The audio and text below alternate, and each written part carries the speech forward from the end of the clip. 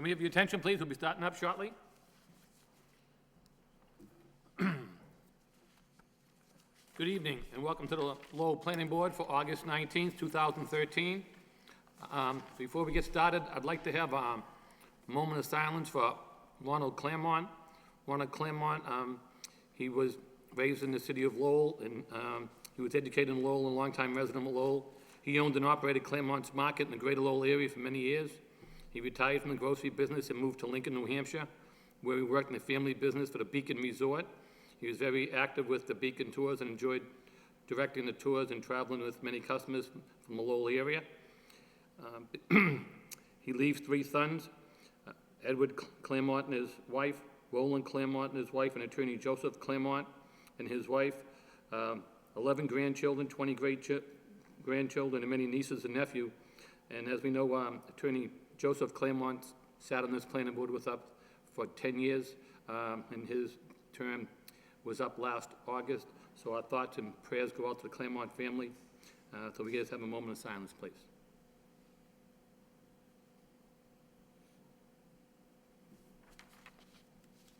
Thank you. Moving along on the agenda tonight, we do have 2 sets of minutes for approval. We have the May 20th, 2013. Any of the board members have any corrections or comments on those minutes?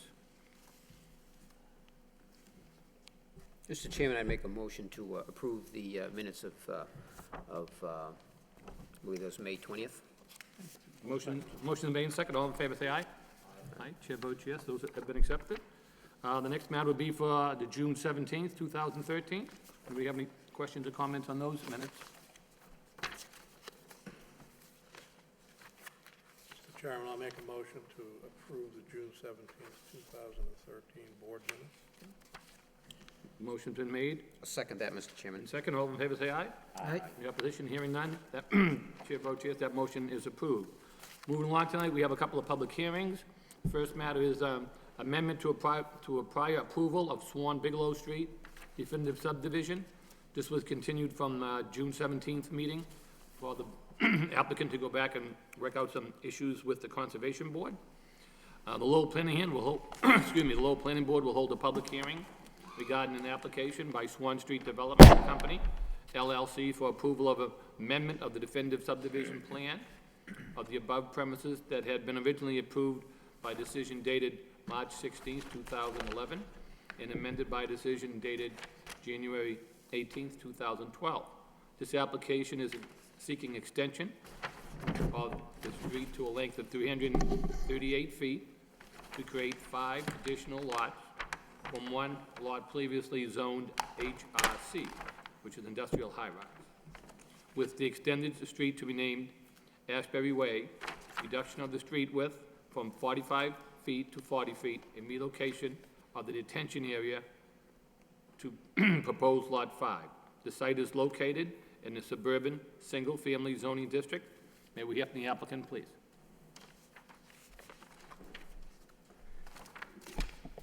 Good evening, Mr. Chairman, members of the board. For the record, David Plunkett, representing the applicant Swan Street Development, LLC.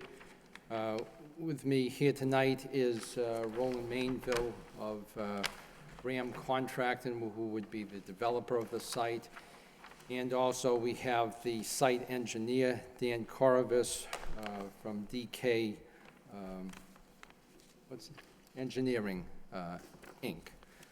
Mr. Chairman, we did have a meeting with Conservation last Wednesday, I believe, or Thursday, and unfortunately there were only 2 members present, so there wasn't a quorum. But I think from our perspective, everything is pretty much set with them. The only thing that we're waiting for is that the Concom to get a quorum so that they could vote for the approval. But as it stands right now, everything has been submitted to them. Some matters that we talked about would be strictly more a matter of, housekeeping from their perspective, reference to the easement and the deed, which, things of that sort, and which is fine and was the intent anyways that we would make in any deed out reference to the homeowners association, which we have the, we had the approved format from the initial subdivision when there was the 2 lots plus that large A1, which is now subdivided into these 5 lots. But basically, upon the approval of the plan, it would be a matter of inserting the recording information, and the trust will carry out the details that was approved previously in regards to the homeowners being responsible for the maintenance and upkeep of that detention area. But other than that, Mr. Chairman, I'll turn this over to Mr. Corvus, and, as I say, I think that we're pretty well set. Everything has been done. The subdivision as submitted is, the outcome of a lot of effort from, I think, great cooperation from the city and the boards, planning board, conservation, city council, in regards to getting the zoning change to reflect what the area indicated they were looking for in regards to the outcome. And I think we're at the end of the trail, hopefully in regards to getting the approval of this plan.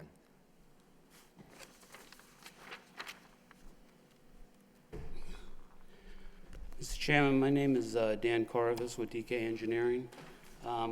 Since the last meeting, we've submitted revisions to the plans and the calculations to address the city engineer's comments and the Lowell Regional Wastewater Utility. They had a couple comments.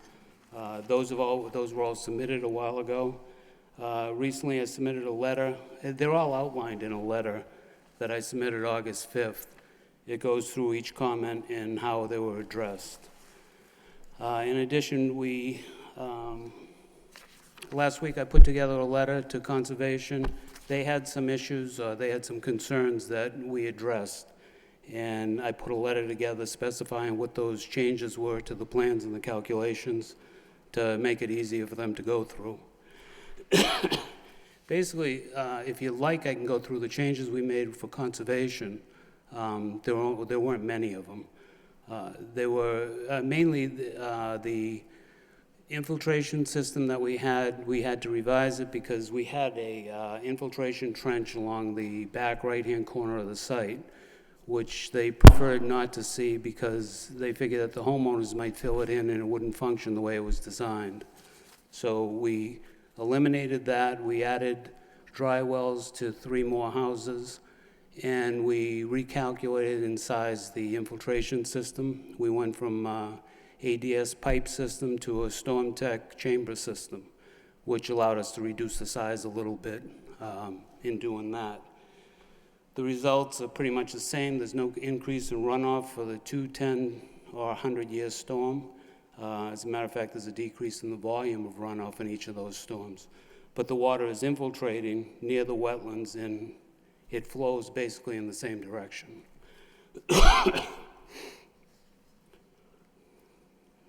Some of the other items that we had, we provided some more detail on the houses that were in the buffer zone.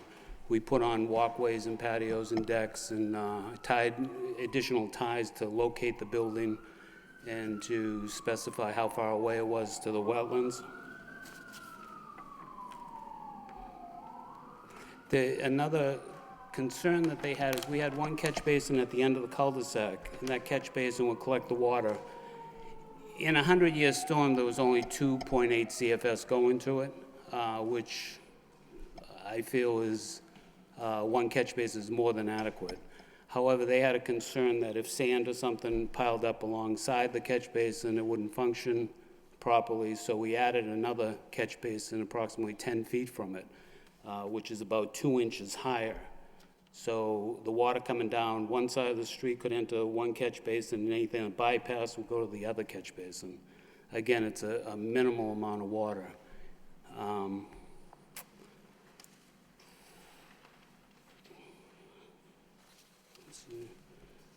And one of the other concerns, some of the main concerns that they had was the maintenance of the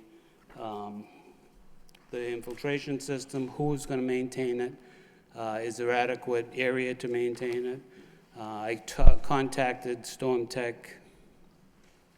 who's now owned by ADS. I contacted them, and they sent me some information specifying that with 2 foot of cover over the system, it could support an axle load, and a maximum axle load of 30,000 pounds, 32,000 pounds. So the equipment to maintain it can drive right over the top of it, I mean, without any issues. As a matter of fact, with another, we've got 2.4 feet of cover over it. With 36 inch, that's the minimum. In the middle, it'd be more. With 36 inches, you could drive a fully loaded dump truck over it. So once it's installed, there's no problem getting to any part of it. And Mr. Plunkett can talk about the homeowners association. I believe he already mentioned it, but they would be responsible for the maintenance of the drainage system, the infiltration system, and that would be set up for the maintenance and the ownership of it to be the homeowners association. And if there are any other questions on it, I'd be glad to answer it.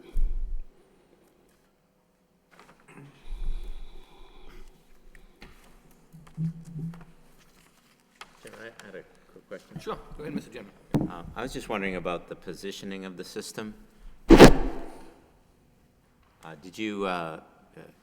you pretty much fixed on where that has to be? My only thought was if it could move to the left, a little bit more left, as I look at it here on the page, you could move that house over a little bit, make it a little bit more square on the corner. The thing is that to get the system to infiltrate, basically what we have to do is control everything, all the runoff on the site. Post-development, there's no runoff leaving the site, so any runoff that's generated has to be held in there until it can infiltrate. So the size of it is pretty much set. The house that you have there, one thing I didn't mention, we haven't changed any lot lines, but what we did do on that Lot 5 is reduce the size of the house. We shrunk that up as much as we could to get that in there. So My only thought was if that system were moved more to the left, and I don't even know if that... towards the wetlands, Toward the wetlands. that would be... Well, that's what I'm asking. Yeah, I'm sorry.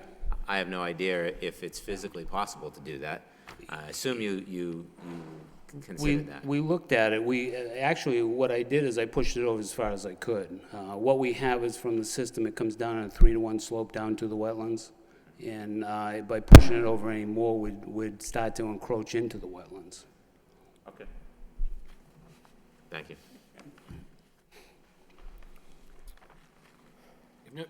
Thank you, sir. Does anybody else want to speak in regards to the applicant, counsel, before I turn it over to the public per se? Does anybody else from the applicant side want to speak?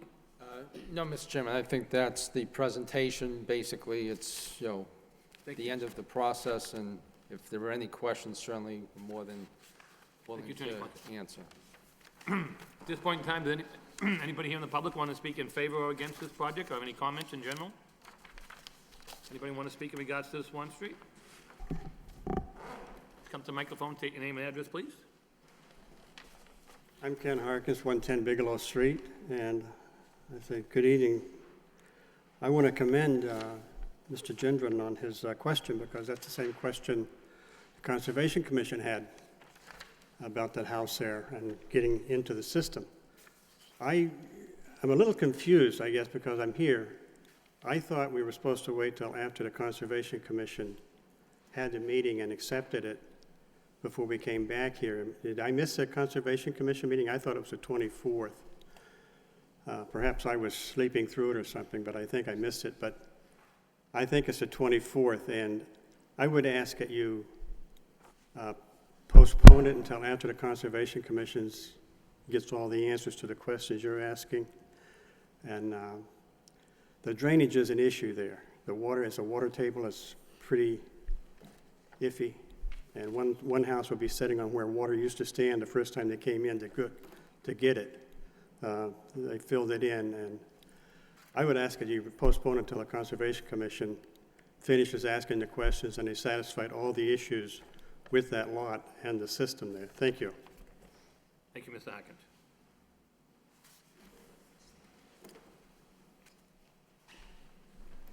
Good evening. My name is Chris Lavalley. I live at 10 Edgewood Street in Chelmsford.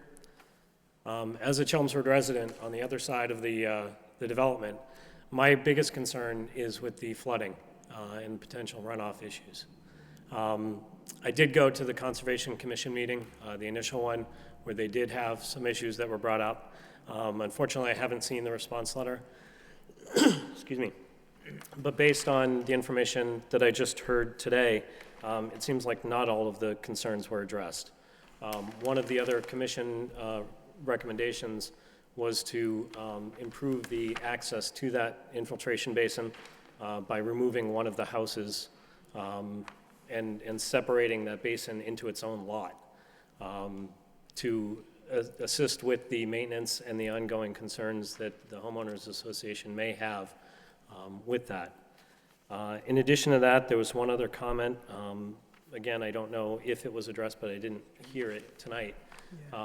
Was that the initial basin was too low in its placement and was actually in the water table. I don't know if the resizing of the basin did address that or not, but that was another concern that the commission did have. So again, it seems like they've made some progress to addressing some of the concerns of potential flooding, but I don't know if all the concerns were addressed. And I would ask that if you do vote tonight, that it be a vote to table the decision until after the commission has reached their decision. Thank you. Thank you, sir.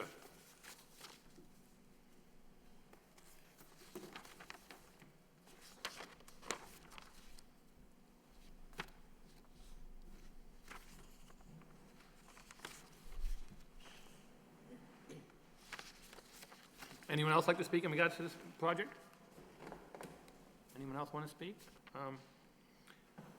And does planning and development have any questions or comments? I know we continued it once for conservation. What was it, 2 meetings for conservation? One they had the meeting, and the second one they didn't have the quorum. Is that what I'm understanding? That's correct. correctly? The August 14th meeting last Wednesday was not a quorum present, so they weren't able to act on that. So it was automatically continued to the August 28th meeting.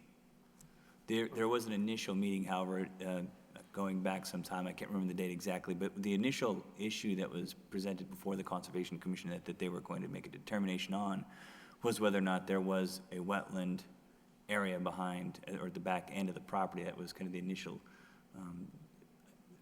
problem, or I shouldn't say problem, but barrier that needed to be determined before they could move forward with the subdivision amendment, because it would change the layout and the type of stormwater management that would be needed to address the street extension.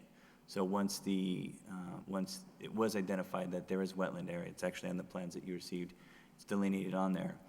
The stormwater infiltration system was updated to address the fact that there's a wetland back there.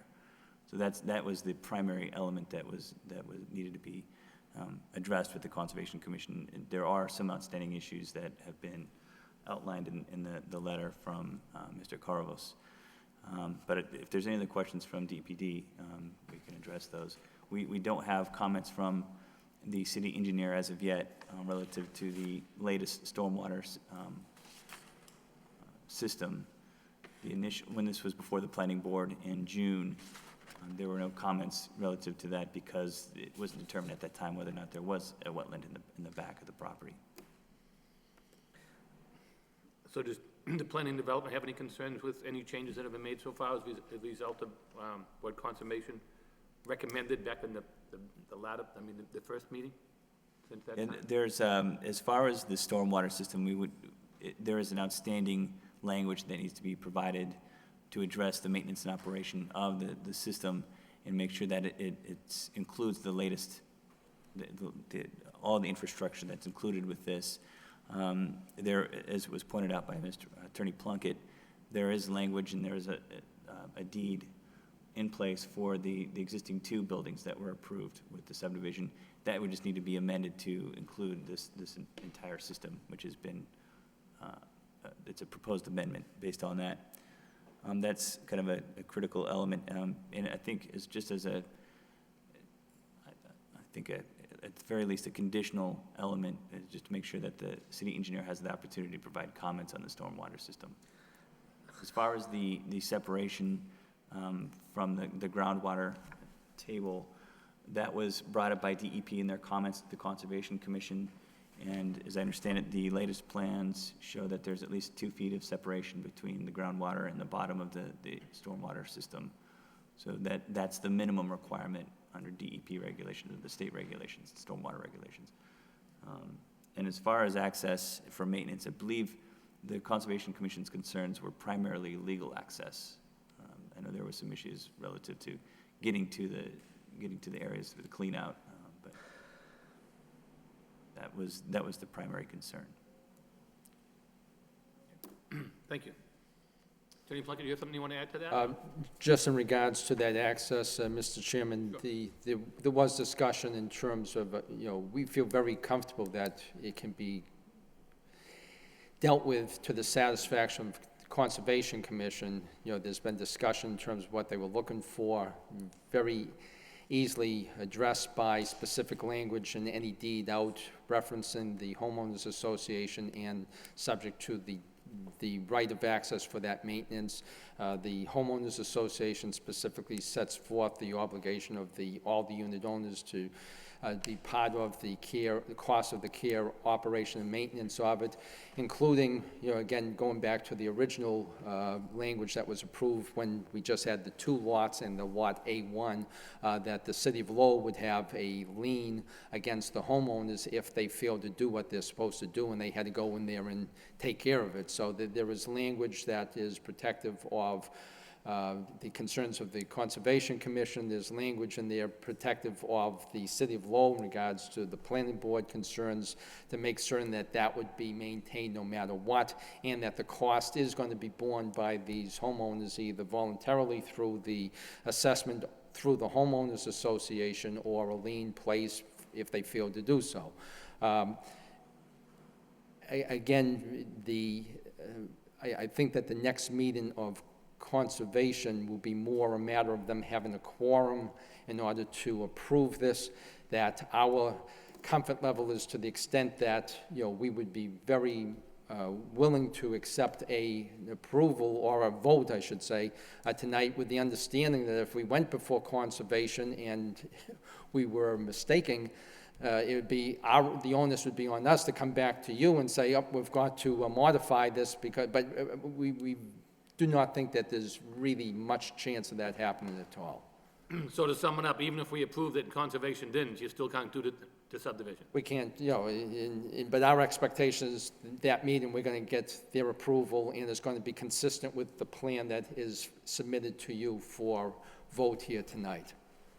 So technically, what you'd be looking for would be a conditional approval by us tonight for the condition being that your project be approved as a Conservation Board as well.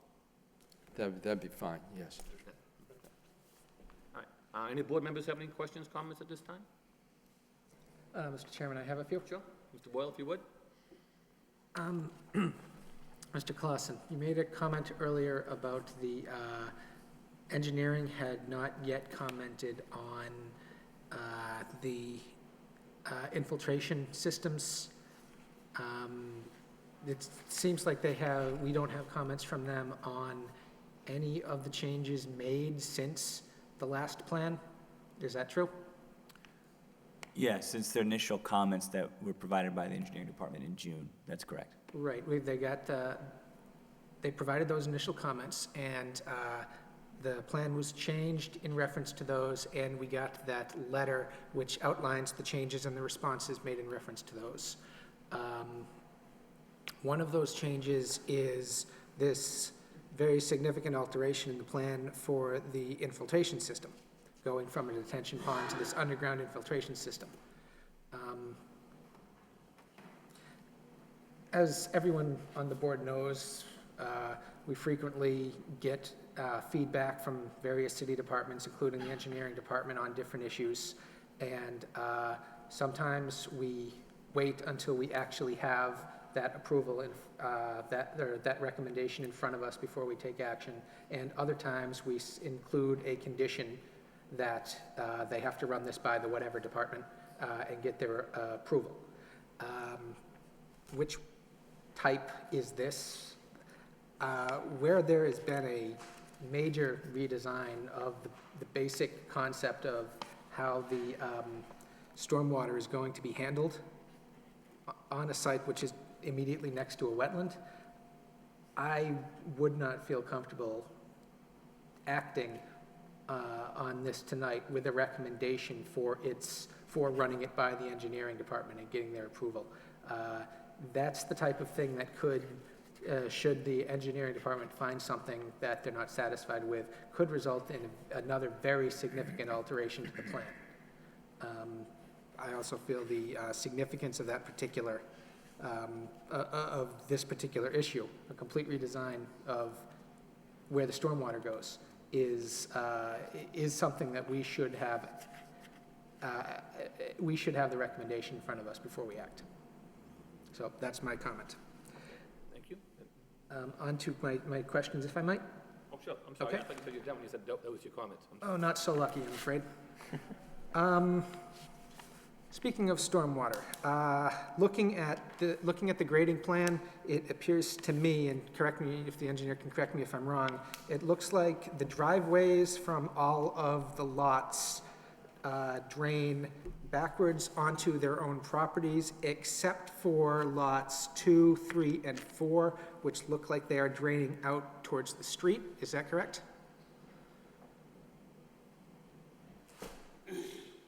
I believe the driveways across the street from 2, 3, and 4 also go out to the street. Oh, okay. Yeah, and as far as the infiltration system goes, the system that we have is almost the same thing as what was originally submitted. The only difference is it's underground. I mean, it still works the same way. The other system was an infiltration system, the same as what we have now, but it's stored in chambers and it's underground. Oh, we'll get to that. Okay. Absolutely. Okay, so these driveways are draining to the street. Was the surface area of the driveways included in the drainage calculations for the design of the infiltration system? Or was just the street, the paved right-of-way included? Oh, no, it included all impervious areas going to the catch basins. The one catch basin at the time, but now the 2 catch basins. Okay. Okay. You're proposing grinder pumps for the sewage system for 3 of the homes. Those will be privately owned individual systems. One house owns its own system. Correct. Required to pump the sewerage uphill to the point here in front of, between lot 3 and lot 7, where it becomes gravity fed. What happens when the power goes out? There's an alarm on it. The alarm will trigger the homeowner to address it. I mean, it's a standard pump. It's used all over New England, and it's used primarily for this reason. They're individual grinder pumps that have a full system together, including an alarm, and it shuts down. Yeah, and it has storage capacity. It has also. storage capacity? Yeah. Okay. Is the storage capacity on these designed for the expected usage coming from the home? It's designed to store a percentage of the usage coming, yes. Okay, well, what is that percentage? How long until it overflows? Off the top of my head, I can't say. I don't know if Roland's dealt with them before installing them. I've installed, my name's Roland Mainville. I've installed several of them, actually. I did a subdivision in Drake, and all the homes had E1 pumps. And like Dan said, they're very common, and I have one in my own home. And as far as telling you how much it holds, I don't know that exact amount, but I know when we had that power outage for, I think I was out for 4 days, and my E1 pump stored it all until the power came back on. And once it did come on, it ran for a little while, but there was no problem, no backup, nothing like that. That was 4 days? 4 days, yeah. Okay. Yeah. Hope that helps. Okay. There is no, your system does not have a backup power? Okay. All right. What made you go with an underground I don't know a whole lot about these underground infiltration systems. I'm hoping you can educate me. What made you go with an underground system instead of a detention pond? I believe I was trying to look for it earlier today. Somewhere in the regulations, it says a detention basin has to be 50 feet from the wetlands. An infiltration system like what we're proposing doesn't. Okay. I see. All right. Homeowners Association will be responsible for the maintenance of the shared infiltration system. Each of the individual homeowners will be responsible for the maintenance of their individual roof infiltration systems. The way these things work is that water which contains sediment flows into the systems, the sediment drops out, is left in the system, and the water leaves. So the maintenance required is to scoop out the sediment after it accumulates. Correct? Are you talking about the roof infiltration systems or the main infiltration system? I am actually talking about both. If there is a difference, I'd love to hear what you have to say. The main difference between it, DEP considers roof runoff to be non-contaminated unless it's coming from a flat metal roof. The runoff that comes to the roadway, that obviously may have some sand in it that can accumulate over time. There are observation ports at each end of the chambers on each row where they can be opened up and looked at. If they can be vacuumed out, they can do surface maintenance of it. I talked to the people at Storm Tech, and they told me that they've never heard of one failing other than for an improper installation. And I know that happened down on Rogers Street. The one for, I think it was Satin or Lowell at the time. When they delivered the chambers, they were marked as H20, but they weren't. They were mislabeled. When they got half of them done and the thing collapsed, they pulled them out, they got the proper structures in there, they put them in, they never had a problem that I'm aware of. So H20, you're referring to the thickness of the material that they're made out of? H20 specifies the traffic load it can handle. It can handle traffic. I mean, this one was underneath the parking lot at Satin and Lowell. And they had, the parking lot was the showroom where they had the vehicles stored on top of it. But they didn't even get to that point when they had the improper ones. All right, so your comment about the difference between the roof and the roof systems versus the shared system. The roof system is not designed to allow sediment to settle out. It's simply slowing down the flow of water. The rooftop infiltration? Right. What that is, it's just like a septic system, where the roof, the gutters come down and it collects the runoff and delivers it to the infiltration system. They're in a bed of stone. It's stored in there until it can infiltrate into the ground. Okay. So it is not for sediment,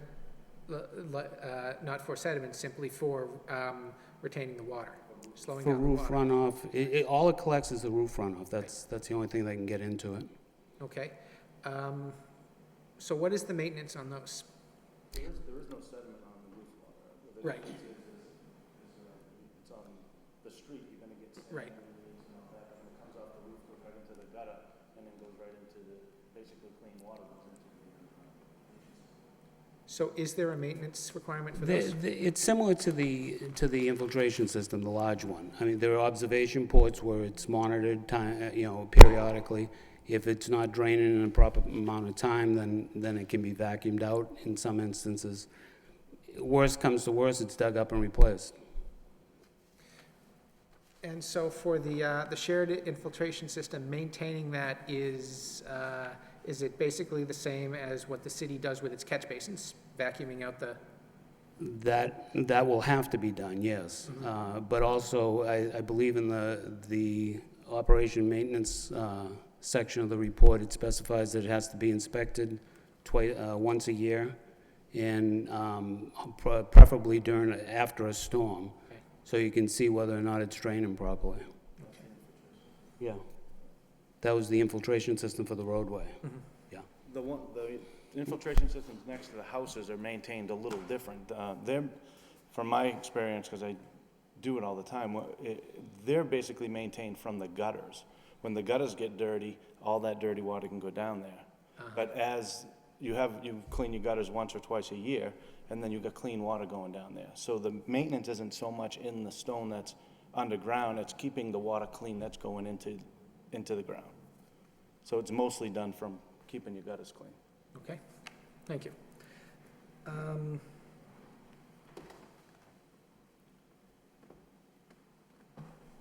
Okay, and you are requesting a waiver to allow you to build the sidewalk on only one side of the street, only along the, looks like the north side, 4-foot wide sidewalk, 3-foot wide planting strip. The regulations say you're only required to have it on one side of the street. We're not asking for a waiver for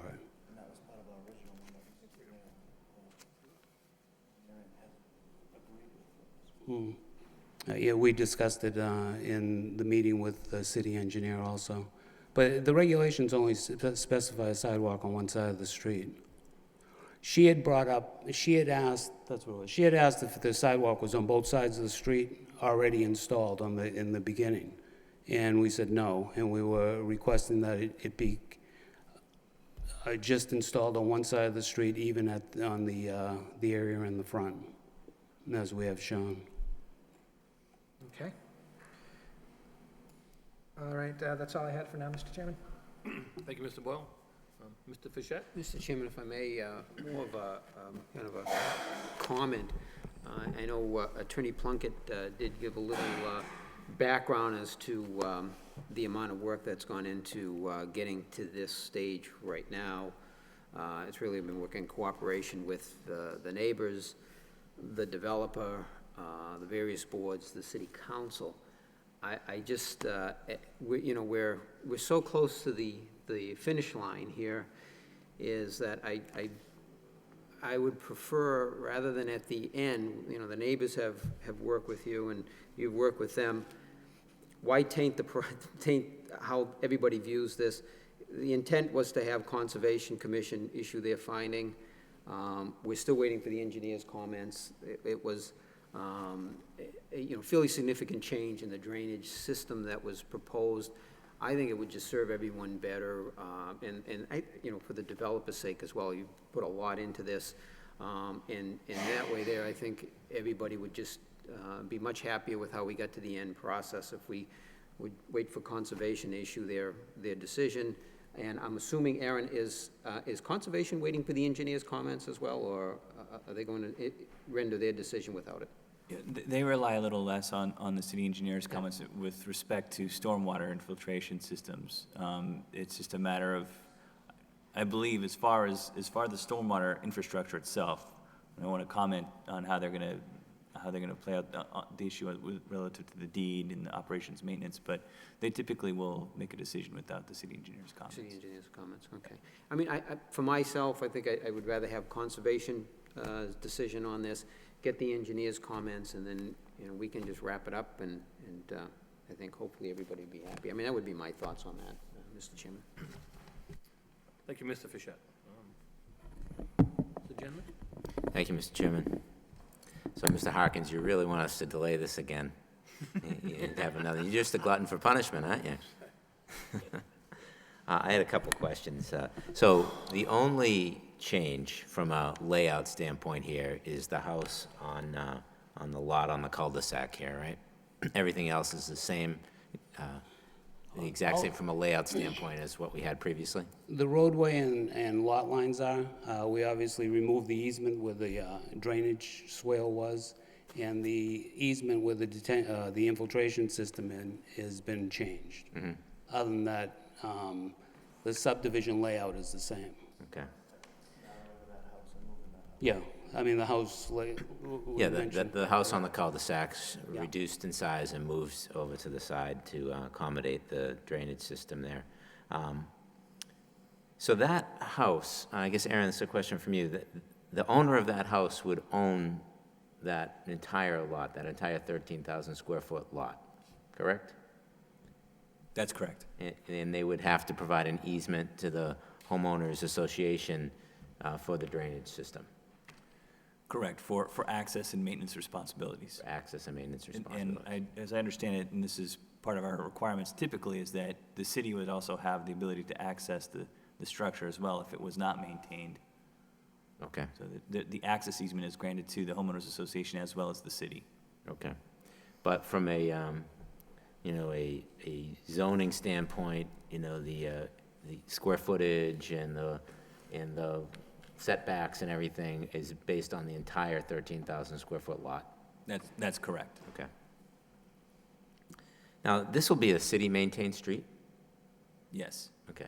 So the homeowners association is strictly for the purpose of maintaining the drainage? Correct. Okay. So no, I think, you know, we've been around the block a couple times on this project, and I appreciate the applicant willingness to work with the neighborhood and the city and the neighbors for being so adamant about being down here and making sure they have a good project. I personally would feel like, you know, if the conservation, I personally would feel okay about approving this tonight with conditional for the Conservation Commission, because I feel like, you know, they're going to bring up the issues, all the drainage issues. They'll see the engineering report. Any changes to the layout of this plan would have to come back to us again. So if the Conservation Commission suggested something that changed, you know, the layout of the plan in any way, we'd have to approve it again anyway. But given the comments of my colleagues, I have also, you know, I understand that point of view, so I'm okay with delaying it as well. We're talking about a couple weeks here. It's been a couple years, so if everybody's more comfortable and waiting for the Conservation Commission to come back, then I'm okay with that as well. Thank you, Mr. Chairman. Mr. Lockhart? Yes, I concur with Mr. Frichette's comments.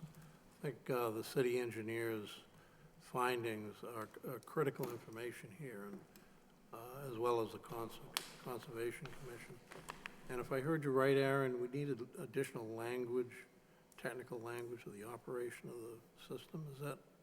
did I hear Correct. right? We'd just like to see a revised operation and maintenance plan based on the latest iteration of the stormwater system and make sure that it's a part of the homeowners association. Okay. I think this information is critical to a fair decision, and we'd be best served, all of us, by continuing the matter. Mr. Malovich, any questions, Bob? I agree with delaying it until we get the information.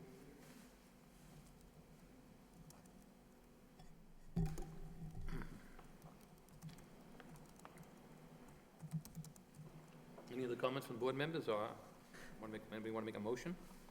Mr. Chairman, could I just, Sure. just for a point of reference, and, you know, again, we appreciate all the input also from the board and this long process. I guess the only concern, again, at the last conservation meeting, that there were only 2 members present, and, you know, again, we feel pretty confident about all the input we've received and the changes that were made to reflect the concerns expressed by all the boards, Concom, Planning, and every other board. So, you know, certainly we defer to your final judgment, but, you know, we would feel comfortable or confident that if there were a vote taken subject to this determination, again, the onus would be upon the applicant to come back to you and modify and amend if we weren't. You know, I guess the concern being that, you know, we've had a, you know, if they don't get a quorum, we're in the end of August. You know, people have lives, even if, you know, it's everyone's diligent in carrying out their duties, but we're going into the last week of August. You know, what if we then get another quorum at that point? Then we're, you know, just continuing. Well, I guess, you know, our preference would be if at some point we can get a finality to some part of the process, and we'll take the burden of, you know, if it doesn't prove out to what we feel confident is going to happen. But, you know, obviously we appreciate all the input and whatever your decision is. When do they meet next, Aaron, do you know? August 28th. 20th? Then when will they meet after that, out of curious? Do you know how often they meet? The Conservation Commission, they're twice a month, so they'd be September 11th. Okay, gotcha. September 11th. Oh, not the 20th. So I think basically to sum it up is, what we're looking for would be the approval of the homeowners association for the maintenance and, for the wetlands. And usually what we do is we allow, a law department to look those over to make sure it meets that criteria. Obviously, the, approval of the conservation board with any conditions that they may impose. And 3 would be, at least, have the city engineer look over the storm water system with any comments from them. I think that's basically what it's been narrowed down to so far. Okay. So what's the wish of the board at this time? Mr. Chairman, I'll make a motion to delay action until a decision is rendered by the Conservation Commission and the Engineers Department has issued their comments and concerns relative to the infiltration system. We have a motion. Anybody want to second that or I'll discussion? second the motion. Motion made and second. Any discussion? Or, so I guess the motion is until you've had action at the conservation. So obviously, if you don't meet with conservation in August, then they could come back to us. So we're not giving them a set date to come back. Correct. Mr. Chairman, is it possible for us to get a date certain in case we do get a quorum on the August 28th, and then if that next What I'm doing is hearing... I'm I would just- say the September 5th meeting, which is the That's what I was Thursday. checking here on my calendar. Yeah, that's the So- Thursday, September 5th. Would it be comfortable, Attorney Plunkett, that we could continue till September 5th, if this is okay with the make of the motion? And by any reason, if you don't have the information you need by conservation by that point in time, if you could send us a letter and then consider putting it on for the next agenda. We would also Notify email, notify them have as on well. our contact list about... That way it would save you from coming back to ask for another meeting. All right, what we would do is we would send them a Mr. Harkins copy would of be the here. letter that we Save him a would trip submit as to the well. board, so... Mr. Chairman, I just want to, I'm not going to be here on September 5th, so I just want to make that clear. And it would be so disappointing for me not to get to finally vote on this project, but just, for your information, I won't be here on September 5th. Maybe we'll Skype you. That's a good idea. I've often thought about trying to bring that up. Either that or you can let your feelings be heard, and we can bring those up through the board member. But hopefully it'll be September 5th, though, right? You wouldn't want to have to come back to the following meeting and see that we're still here on the same project again. Okay. So the motion is to continue to September 5th, I believe. Now we have a definitive date on it. You still recommend that a second, Mitch? Yes, Okay. second. So motion made and second to continue to September 5th. All in favor, say aye. Aye. Any opposition? Hearing none, the motion's continued to, hopefully, the final meeting. Thank you very much, and hopefully that'll be the last time we're Thank you very much. before you. But, Appreciate it. Good luck. Thank you all for coming down tonight. Appreciate it.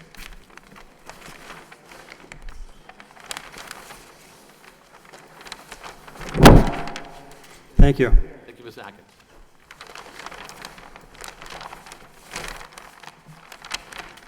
Thank you, gentlemen. Thank you. Thank you very much.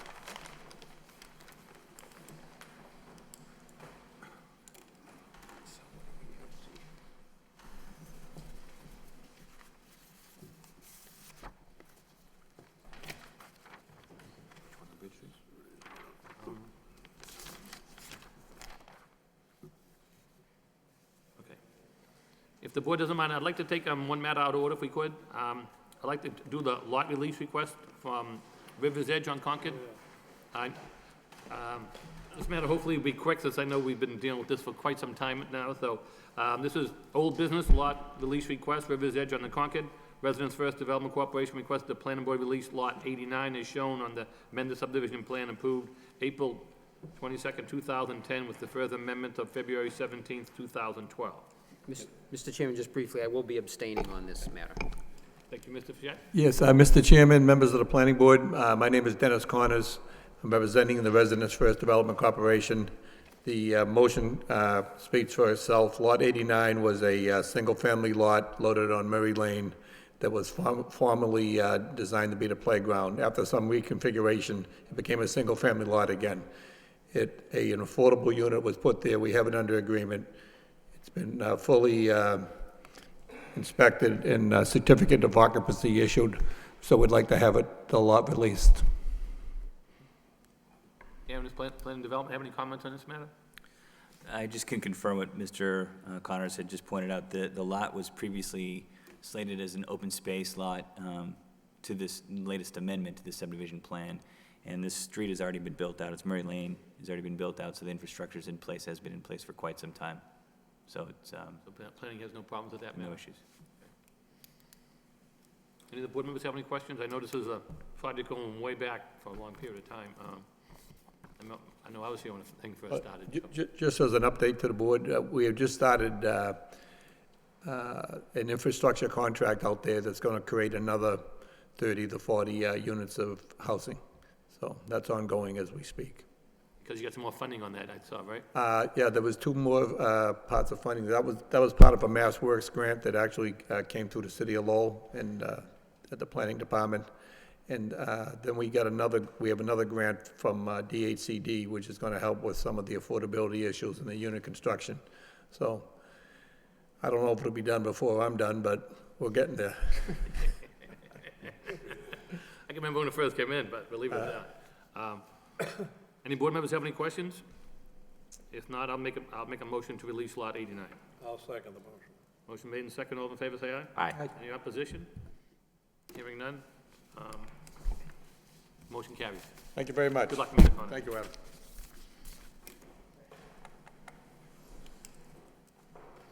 Okay, moving back, we have the amendment to a prior approval on 401 Bridge Street, dash 14 and 16 3rd Street. The board shall review an alteration to a project previously approved under site plan review for redevelopment located on the above address. The proposal consists of 2 new buildings and 1 central parking area. The amendment calls for modification of condition 2, proposing to change the curbing requirement from vertical granite to cast concrete. Can we hear from the applicant, please? Mr. Chairman, just quickly, I will be abstaining on this matter as well. Thank you. Mr. Fisher will not be voting. Thank you. Go ahead, please, sir, if you could. My name is Peter Marlowe, Norris Road, Tingsboro, Massachusetts, and I'm the developer on the Bridge Street and 3rd Street project. The project is well underway, but there was a lot going on at our first planning board meeting, and maybe it was a little confusion on my part, but we were hoping to repurpose the existing parking lot that's there for our parking requirements. And what we wanted to do is cut the lines on the existing hot top, set a form, and then pour our curbing in place. And it was requested that we use granite curb. But after looking this over, in order to do the granite curb, we'd have to take out at least 2 feet of the existing hot top that's there and pour the granite and then re-hot top so that there'd be a patch about 80 feet deep on the lot, and it just wouldn't look that good. What our intention, again, is to cut it, form right against the cut, dig down 12 inches, and then pour 4,000-pound concrete curb. And I looked around different sites in the cities that have just been approved, Walgreens. They're using poured concrete rather than granite curb, and I was just hoping that we could do the same thing. Thank you, sir.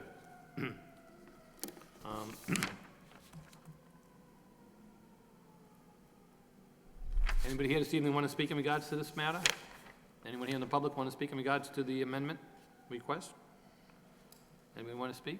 Hearing none at this time, I'll turn it over to any questions the board may have.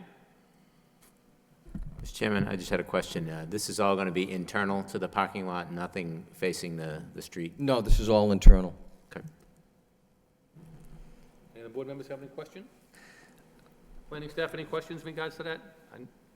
No, I mean, I can, again, just kind of confirm the statement Mr. Marlowe made about recent projects, and we typically don't look for a granite curb on interior parking lots unless there's a specific need to, you know, for maintenance purposes and to kind of protect, whether it's a landscape island that has a particular property relative to stormwater infiltration. The poured concrete is it's a durable product, and I can also confirm that if he were to use the VA4, there would be a patch in between the curb and the parking lot. And I think that's probably our biggest concern. If a patch is used, there's maintenance as well as an aesthetic issue with that. Well, they'll break down faster, that patch? Anytime there's a patch, I mean, we try to avoid patches. That's a reason why there's a 5-year moratorium. Every time the city paves a street, a public street, there's no cutting into the street for 5 years, and it's because the patch always, it will accelerate the maintenance needs for paving. Thank you, Alan. Any board members have any questions? Bob, Mitch? I think the letter is self-explanatory. I understand the logic. Rich, any questions? Just a comment, I think, if it's internal to the parking area and doesn't No, it's totally internal. abut the street, I don't really have a big issue with it, that's all. Mr. Chairman, if I'm remembering correctly, the granite curbing was something that the city engineer had asked for? On the street, I believe. Right? Yeah, the only place that the city engineering department requires the VA for granite curbing is in the city street, in the public way. And it's a maintenance requirement for essentially snow plowing. If we have another kind of curbing material, it doesn't last nearly as long as the vertical granite. That's why that requirement exists. So, okay, so our decision ending up with the requirement for granite curbing inside the parking lot, is that something that happened unintentionally on our part because we were imprecise in our decision, or was this a decision the board made that we wanted to have granite curbing on the project? I think it was me. I think I said that I wanted to see granite curbing because I think granite curbing is more attractive and it looks nicer, but I think, the applicant makes a good point regarding the pavement, and I understand it's more expensive, so, I think that I'd be okay with making this change, given the fact that it's not something that faces the street. and it's It something- probably wouldn't be a big deal if there was no parking lot there, but Yeah. where the parking lot there is, we can repurpose it, and it's gonna look a lot nicer. Yeah, I mean, I always like to see granite curb when we can use it, because Yeah, I it's can just- understand it's just, that. it lasts longer, it's more attractive, even the concrete gets chipped in next Sure. over time, and granite is granite. Yeah. So, but I understand the situation, and I'd be okay with the change.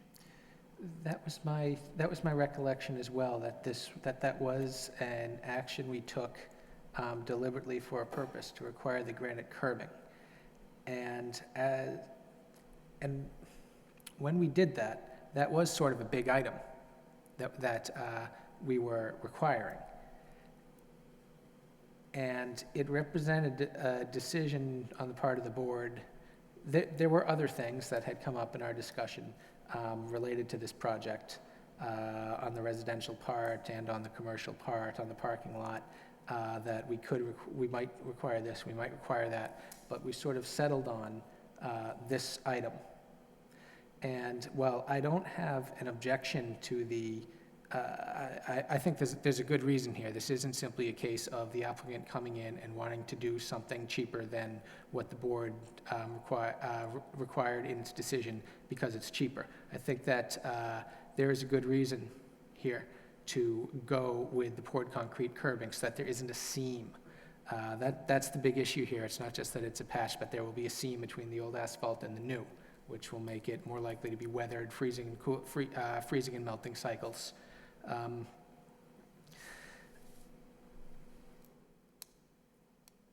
But yet we sort of did this instead of that. Is that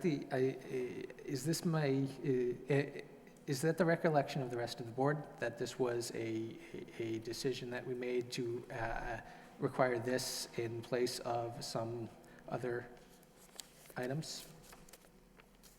I don't think we had this piece of information at that time. That's my recollection, is that we decided that despite the applicant's objection, we decided we wanted to do, as a group, granite curb anyway because of its obvious benefits. But this is, as you pointed out, Joe, an extenuating circumstance. So under that condition, I personally would be okay with making the amendment. I'd be asking the same question if they had requested precast concrete, because it would cause the same problem. So poured-in-place curbing is going to make the project look a lot better and last longer. I have no problem with it. I think this is a perfect example how we have a plan come in, we look it over, it starts to get built, you go through the things, you see what looks better and what doesn't look better, and you come back and ask for approval. Honestly, a lot of people don't come back and ask for approval. That's a good point. This is true. And then years go by and someone goes by, and how did that Well, happen? You know, so I give you credit for coming back on it. Well, I also part of it think- is you've got a great department to work Right, with. It's, yeah. Aaron's great when you want to run things by him. And I think, I mean, say the vertical granite is nice, but wouldn't this be like second best almost to vertical yeah. granite? Oh, yeah. I mean, you're not stepping down like, you know, to a type of berm or something like that, you know, Correct, asphalt berms, correct. like that. So you're not skimping on this. It's still nice procedure. It's gonna make the project look better. Yes, And that's the reason why you're back. yes. So, I have no problem with it. I know Steve was to make the motion last time, if he's satisfied with it. I have no problem with it at all. I think it'll make it look nicer. You know, right? I think you did the right thing by coming back and asking for approval. Thank you. I'm convinced. I'll make a motion, Mr. Chairman, that we approve this amendment to the plan replacing, what is it, cast concrete instead of vertical granite curb. I'll second the motion. Motion made and second. All in the favor, say aye. Aye. Any opposition? Hearing none. And Chair, you abstain, so Bob, you vote on that? Okay, so we have 5 in favor. Good luck, sir. Thanks for coming back. Thank you very much. Appreciate it.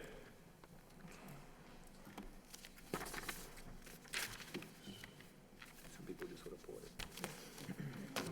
Good point. Yeah. Okay, that's down. That's down. So we have a couple of things left on the agenda. One is the open space plan review. I don't think you two are here for that, are you? No?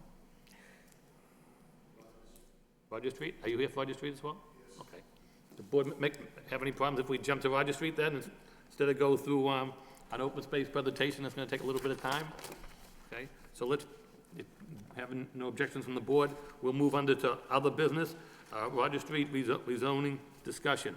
Let's see, we have a letter in our packet was sent back to us from the city council, and I'll read it so I don't misrepresent anything.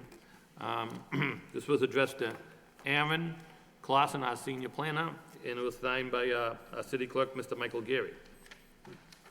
It's a regular meeting of the city council held on Tuesday, July 9th, 2013. The following ordinance was given second reading and hearing held. Motion by Councilor Mercia and second by, Councilor Martin, to hold vote until planning board has made determination of values and actions on the matter.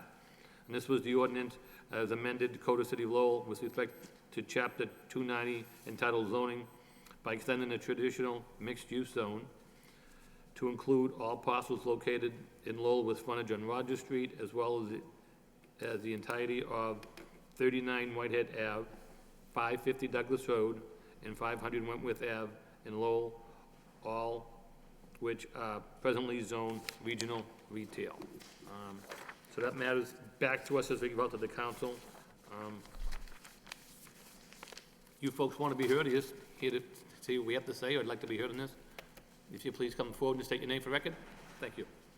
Thank you, Mr. Chairman, members of the board. David Plunkett, representing Sage Bank. We appeared at the meeting before the city council, as referenced in the letter. The position of the bank is that they own the parcel at the corner of Rogers and Phoenix Avenue. Some substantial concerns of the bank regarding, they put a great investment into that property. I'm sure you've seen it. It looks, very nice. The building, a beautiful building, serves the purpose of the bank very well. It's, the proposed change, the concern of the bank is that there were a number of downgrades in terms of permitted uses that would then became special permit uses, certain special permit uses that then were no longer available, going from the regional retail to the mixed-use zone, and also some of the uses in terms of the signage, some things that were permitted on signage that were allowed in the regional retail that weren't allowed in the mixed use. And, you know, for operation like the bank, signage is extremely important in terms of getting their brand there and making certain that people, you know that they're present and want to come in and do business with them. And that's part of the intent of the investment, the major investment that they did. You know, Sage Bank, as you might be aware of, not that formerly known as Lowell Cooperative Bank, you know, has undergone substantial, you know, expansion. Lowell Cooperative Bank was always a community participant, but as the Sage Bank, through the years leading up to this change of name, has become a very major player in the city of Lowell. There is, you know, a major benefactor to the regional theater, and whenever you see things going on in the city, the bank is there contributing, and they are part of the community. So I think it's very important to look at the investment that they made and how that would affect them. You know, major concerns, you know, from a planning perspective, not only that, you know, their investment may now be different because of the changes in the uses, for their specific parcel of land. You have it, you know, bounded on one side by Rogers, bounded on the other side by Phoenix Avenue, and bounded in the back by a light industrial use. You know, so the mixed use with the potential for a residential component, you know, really wouldn't, you know, be any benefit to that site, because, you know, really if you try to introduce a residential component to that, if there was a change in direction in the future for the use of the parcel, you're actually creating more conflict, you know, introducing the residential use into an area that's abutting a light industrial use. So you're bringing a residential use in that's going to be, you know, a potential residential use that's going to be a greater scale of conflict between the potential use of an abutting property. It was our understanding that part of the discussion here tonight was that the discussion would possibly change the intended rezoning area and to take out from the area that you were seeking to rezone, that area that would have been inclusive of the area that the bank owns and operates their branch on that Rogers Phoenix Avenue. So certainly, you know, from the perspective of the bank, it would be a very welcome change to that proposed change from the perspective of they really feel that that would have a substantial negative effect upon their parcel of land and their potential use of that land, and that they would certainly be hopeful that anything coming forward would exempt or take that area out of the proposed zoning change. You know, again, from a plan perspective, that the residential use really isn't of any potential benefit to it, and really would create a potential for higher conflict between uses in that area and the abutting area. Thank you, Attorney Plunkett.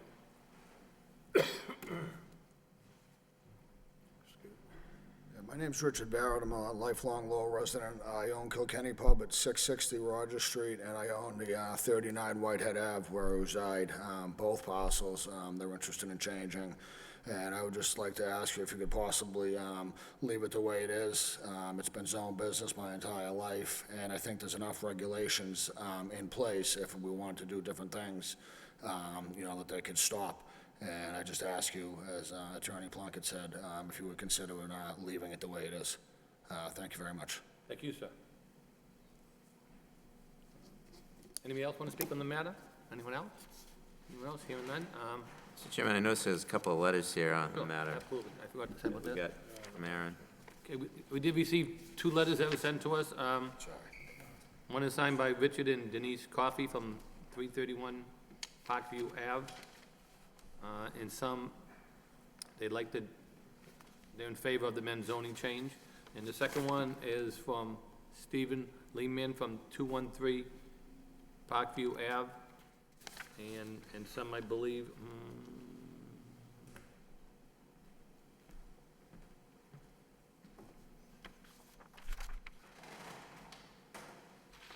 he's,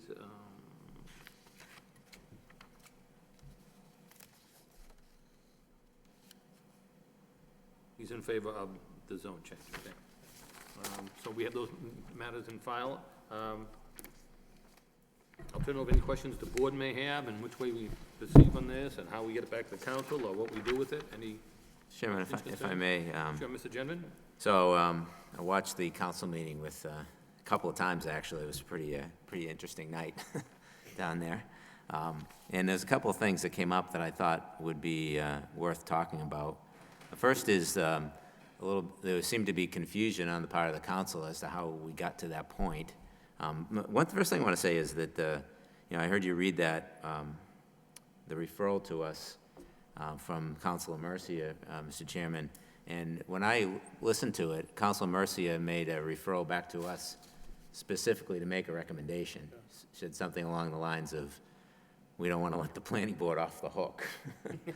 And, referred it back to us to make a recommendation before anything went on. So I think that's, if I'm not mistaken, that's why it's before us tonight. Then there was a question about, the history, how it came to be, and it started with the Taco Bell proposal about a year and a half ago, and, that activated the Belvedere Neighborhood Association. They came down, and as we all know, that project was ultimately voted down. And a lot of the opponents to this change look and say, well, look, the system worked. But in my opinion, it was a very close vote on this board. It was 3-2, and you can make a strong case that proposal should have been approved because the underlying zoning supports that type of development.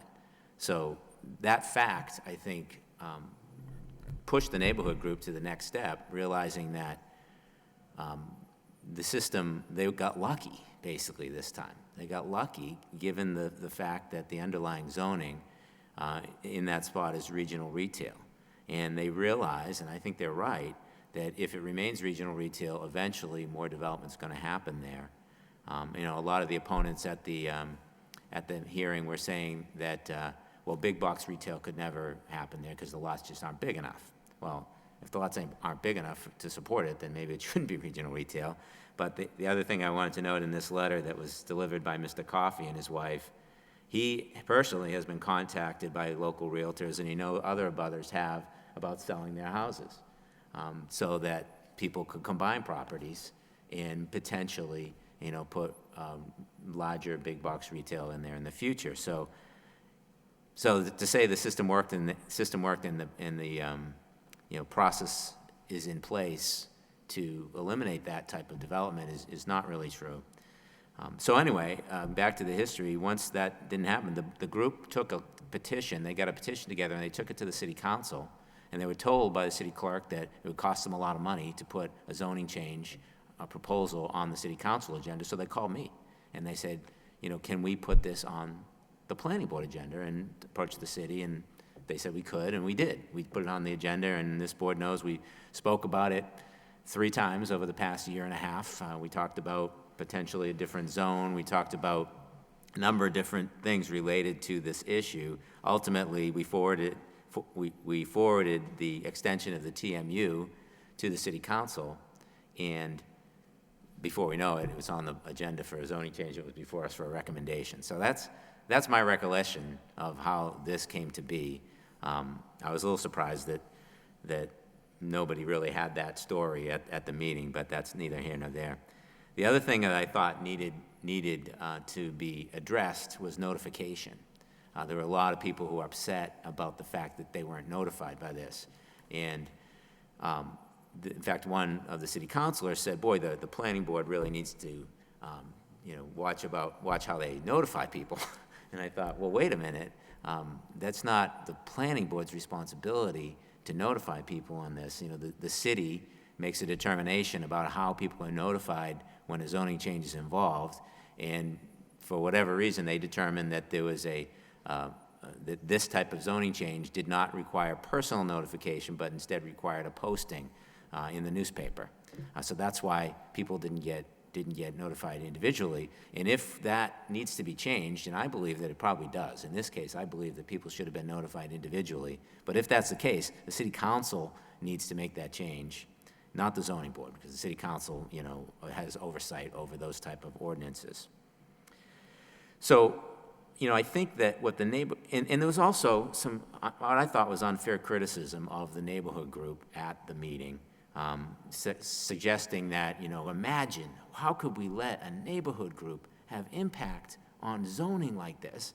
And I thought, well, I don't think that's really fair, because, you know, what the neighborhood group is saying, that they're saying that they feel that this area is miszoned.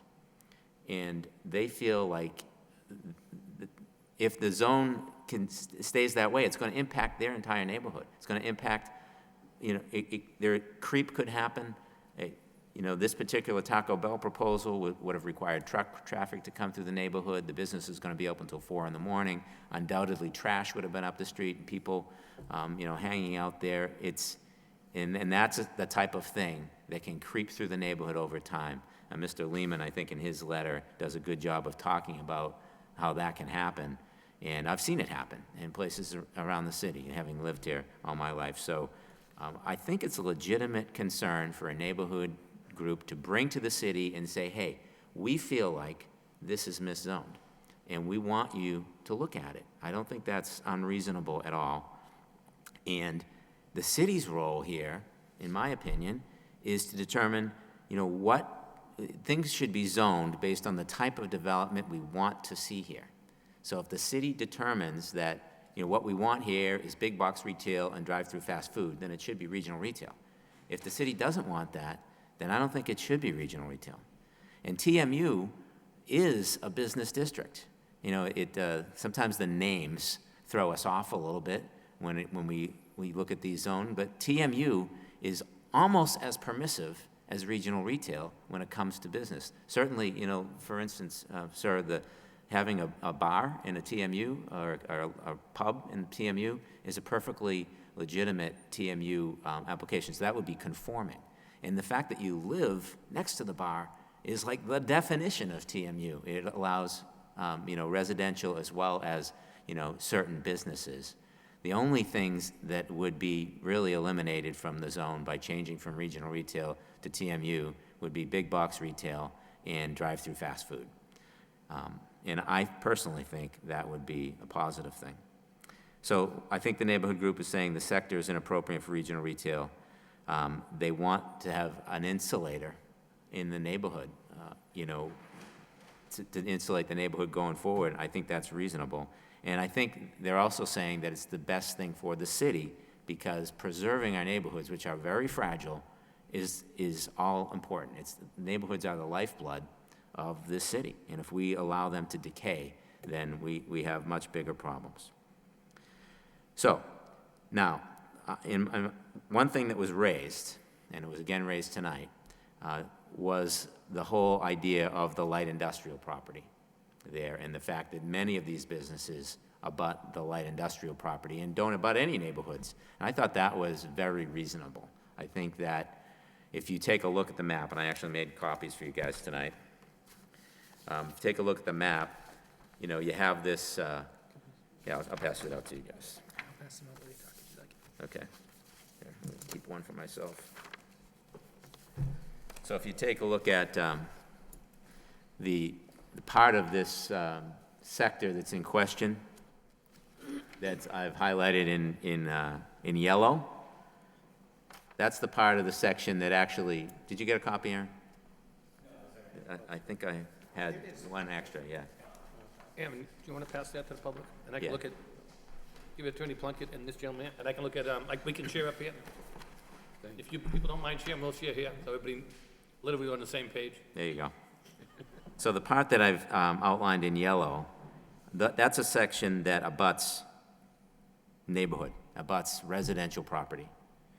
The part of the sector in question outlined in green abuts only light industrial and no TMU, or no suburban single family or traditional single family. So, you know, given the fact, and, you know, I'm just throwing this out there for you guys tonight, the city council wants us to make a decision, you know, and give them a recommendation of sorts. I think that I would prefer to see us amend this.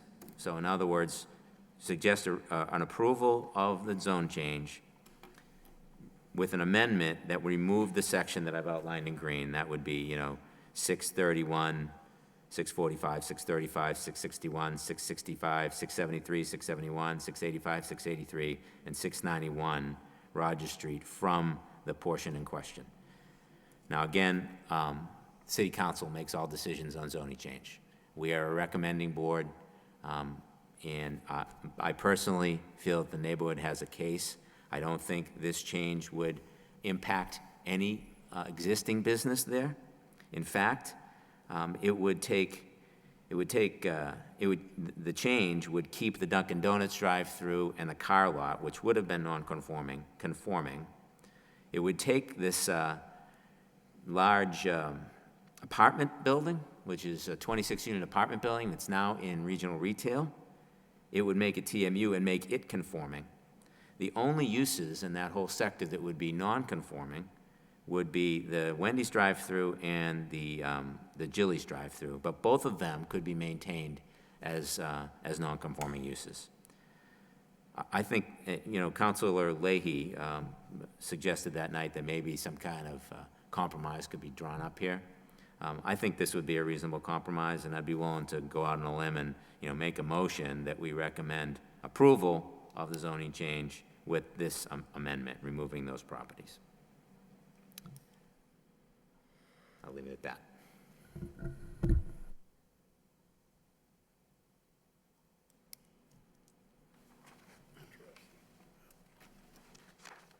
Yeah, sure. So we're, yeah. Oh, that's easier. Yeah, see, this is all the light industrial property. 26-unit apartment building. Right here. Okay, what are these? Those are single-family houses that are, no, this is Milan Pizza. Okay. And this is a single-family house. I know this is the gold for, cash for gold. This is the dentist office.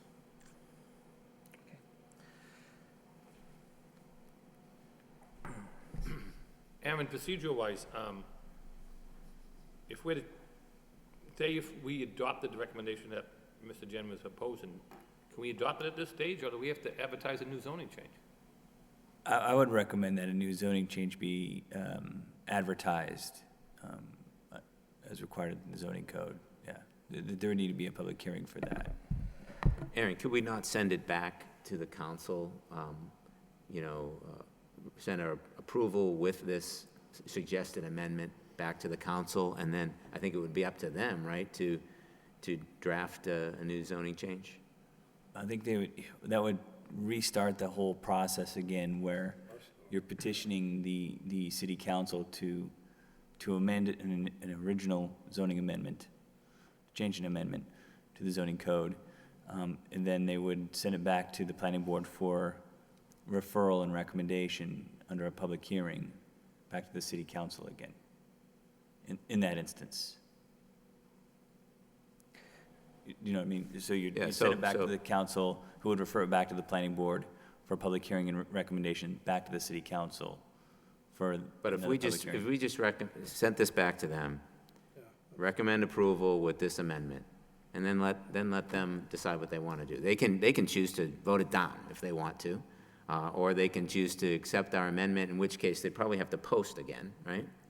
They would have to post again, but my reading of 40 is that the planning board would have to hold a public hearing to review and recommendation of a changed amendment. So the fact that the ordinance is being, or the proposed ordinance amendment is being changed, that needs to be reviewed under a public hearing process with the planning board before the council could take action on that amendment. That's my understanding of 48. Yeah, because I guess if I apply that in the past, when we've had zoning amendments put before us, and we've had some, in some instances, some concerns, we can't really amend it. We have to make a recommendation, but we can give a suggestion as to the extent of the amendment. But And I think and if I could just kind of follow up on that, what's more clear in this instance that there would need to be a public hearing for an amendment to this is that it was initiated by the planning board. The amendment was originally initiated by the planning board. But we first have to make a recommendation to the city council. Right, but in any time, Has to come back and then go back again. right. There's no way out of that. It's like, Yeah, the review and recommendation needs to occur during a public hearing.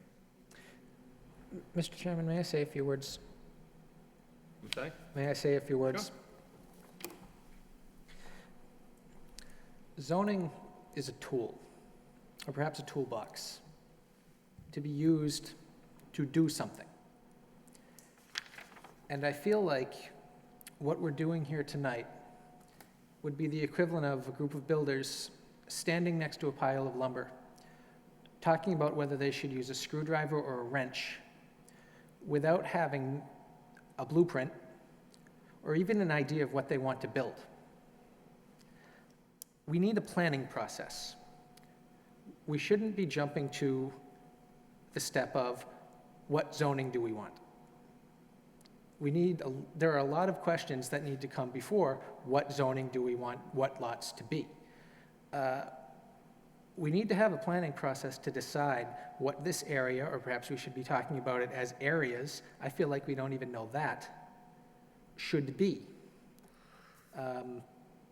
And sitting here tonight, looking at a lot map, and for Mr. Gendron and I, we're luckier, we have an aerial photograph, and making a decision based on that and what we can, and the best that we can remember each of those lots is, I don't think this is likely to end up with a satisfactory conclusion. I think we need a planning process.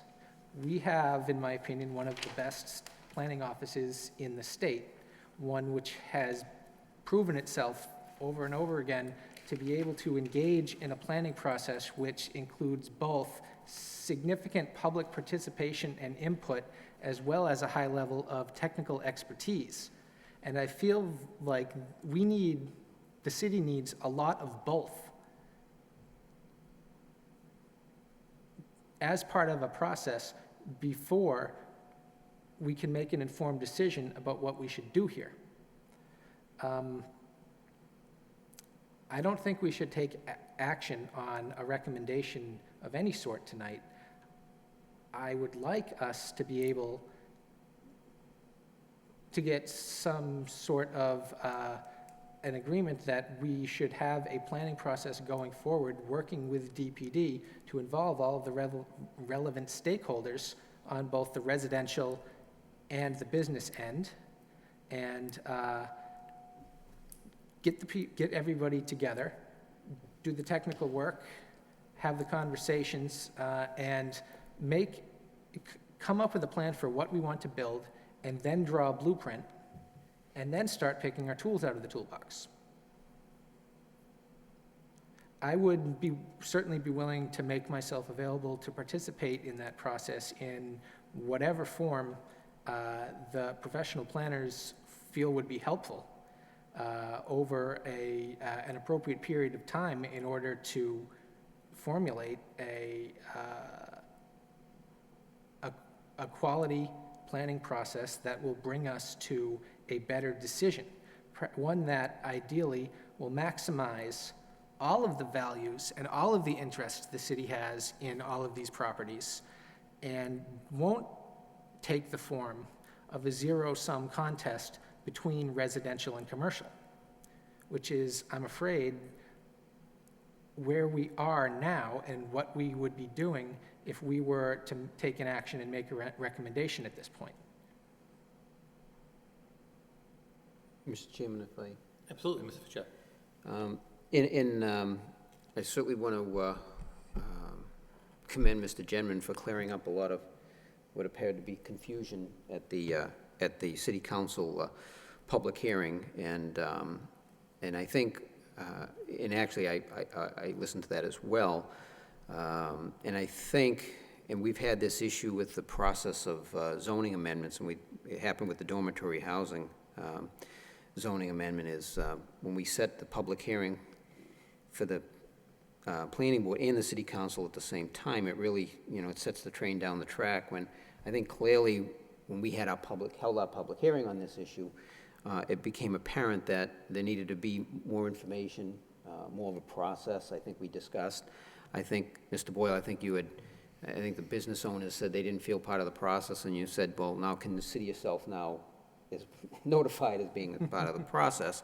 I did in looking at this, and really the intent, we've talked, this has been something the board's been aware of, and when we voted on the revised master plan, there was a section where really, in my mind, the intention was to address this corridor as well as Middlesex Street, and I highlighted the zoning map because Middlesex Street has, a Cornell Street, and we've dealt with the issues there. They have very similar issues where you've got the residential, no buffer in the regional retail.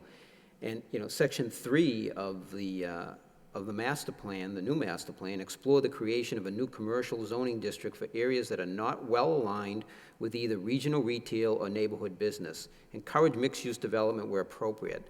And I looked at it from that perspective, and I have to say, I appreciate Mr. Gendron's offer here as to what would be a possible solution. And I think, as far as looking at what was before us at that time, I think this is a good response to what some of the concerns were. I do feel if a recommendation for a zoning change is coming out of the planning board, I think we need to have more of a process and an understanding of the impact, and coming up with, it is a very delicate area, coming up with, I think, a solution that really, we currently don't have an ideal, and we may not come up with the ideal, but as by definition, the zoning categories that we have, in some cases, don't exactly fit. And I've looked at Bridge Street in this whole process too, and Bridge Street's very unique. It's interesting when we have multiple zones within that area, that corridor, that seems to work. And I really think that this would be the opportunity to really come up with a new zoning district that takes into account the multiple interest in those corridors, and understanding, and I agree with Mr. Gendron, I mean, I basically come out of the neighborhoods as far as what the concerns are. I think we've got to do what we can to preserve the neighborhoods, but we also have an obligation to address all interest within the city when it comes to zoning and planning.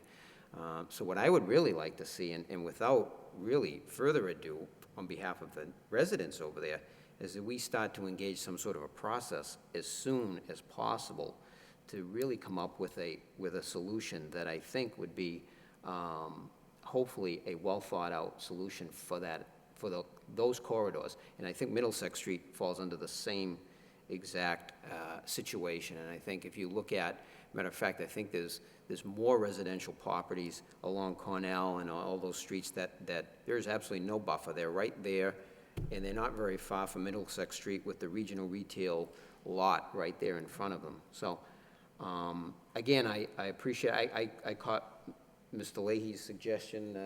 I thought that, that kind of resonated, so geez, that's actually not a bad start. I think that as we look at this, I think that makes sense as we look at that, but there might be other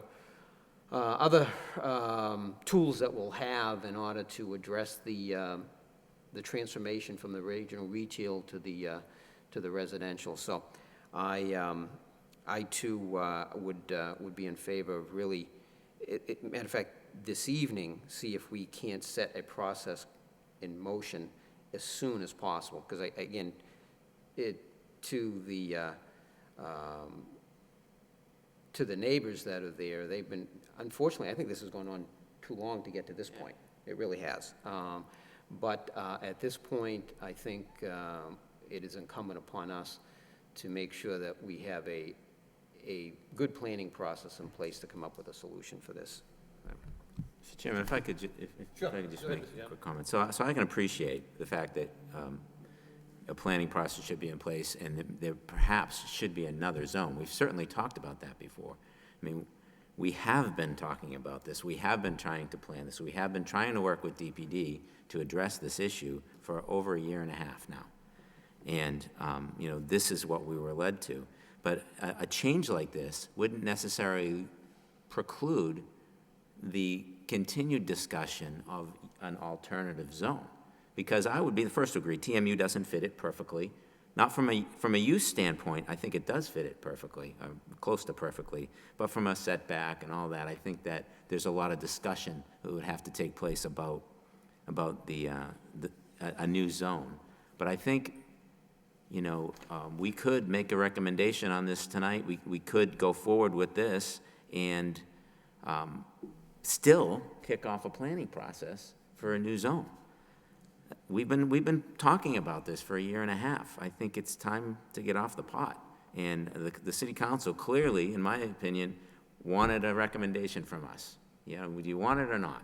Because they were confused, and understandably so, by the fact that the recommendation came back, kind of ambiguous from us. So they wanted to know what our recommendation was before they could move on it. So I would agree that a planning process needs to be put in place. We could take a close look at what a new transition zone should look like. But, what have we been doing for the past year and a half? Why haven't we done that up to now? I think that it would be a reasonable approach to make a recommendation tonight, give the city council what they want, as well as kick off a planning process.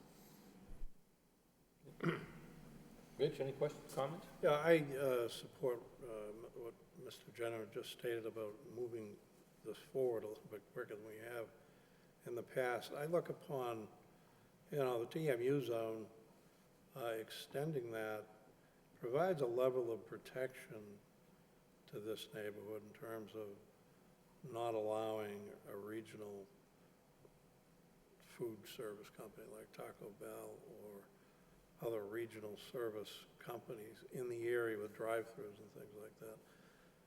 So in doing that, it tends to preserve what's there. And if you drive down there, common sense will tell you, you got, mixed use there, and that is worth preserving without the regional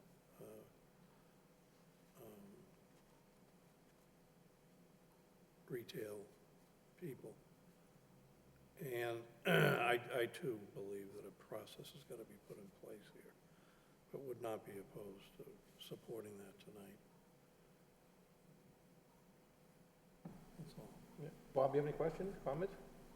I tend to support Mr. Genrin's suggestion here. I think that this should be flipped back to the council with our recommendation that the thing be amended as this map shows it.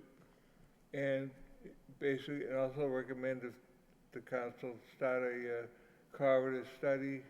I don't know who is the one that's going to ask the DPD to do this. Do you have to formally ask DPD, or does the planning board have the ability to ask the DPD to do a study?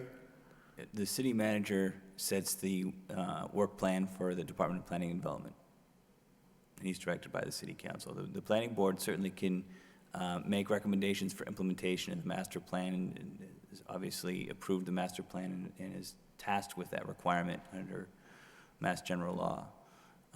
And typically, we are able to work with the planning board in many cases for implementation of the master plan, including zoning amendments.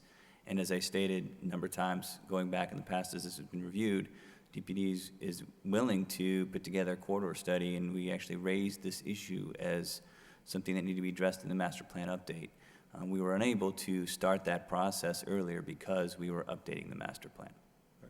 And when, as I stated earlier, we would be very happy to include a corridor study for certain streets that would include a potential zoning amendment, along with a number of other ordinance changes that would address master plan objectives. One we've talked about, I know the planning board to some degree, but more in the zoning board of appeals, an amendment to the sign code, which is a dated instrument. Okay, I really think that this should be forwarded back to the council as one of our recommendations. The other is that the council requests the city manager to assign a corridor study to ask the DPD to undertake a corridor study of this route and other similar routes in the city to maybe think of a new hybrid zoning district that better fits the mixed use that is being, I guess, at loggerheads, the business and the residential is being forced in or out. You know, it needs to be defined more finely. And some of the uses may be prohibited and not be prohibited.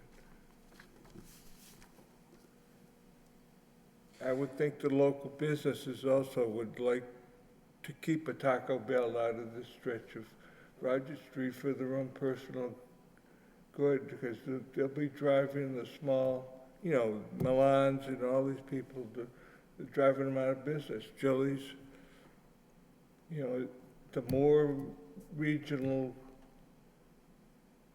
eateries you allow in this area is going to close the local businesses that have been the mainstay of this neighborhood for a long time. To Mr. Malavich's point, though, I, to a point, agree with what he's saying, but that was part of what we were looking at after the first public hearing, is that we needed to have more information regarding the economic impact of the change, and it's a lot more complicated than just having a use and not having a use and having a mixed use. And I think even Attorney Plunkett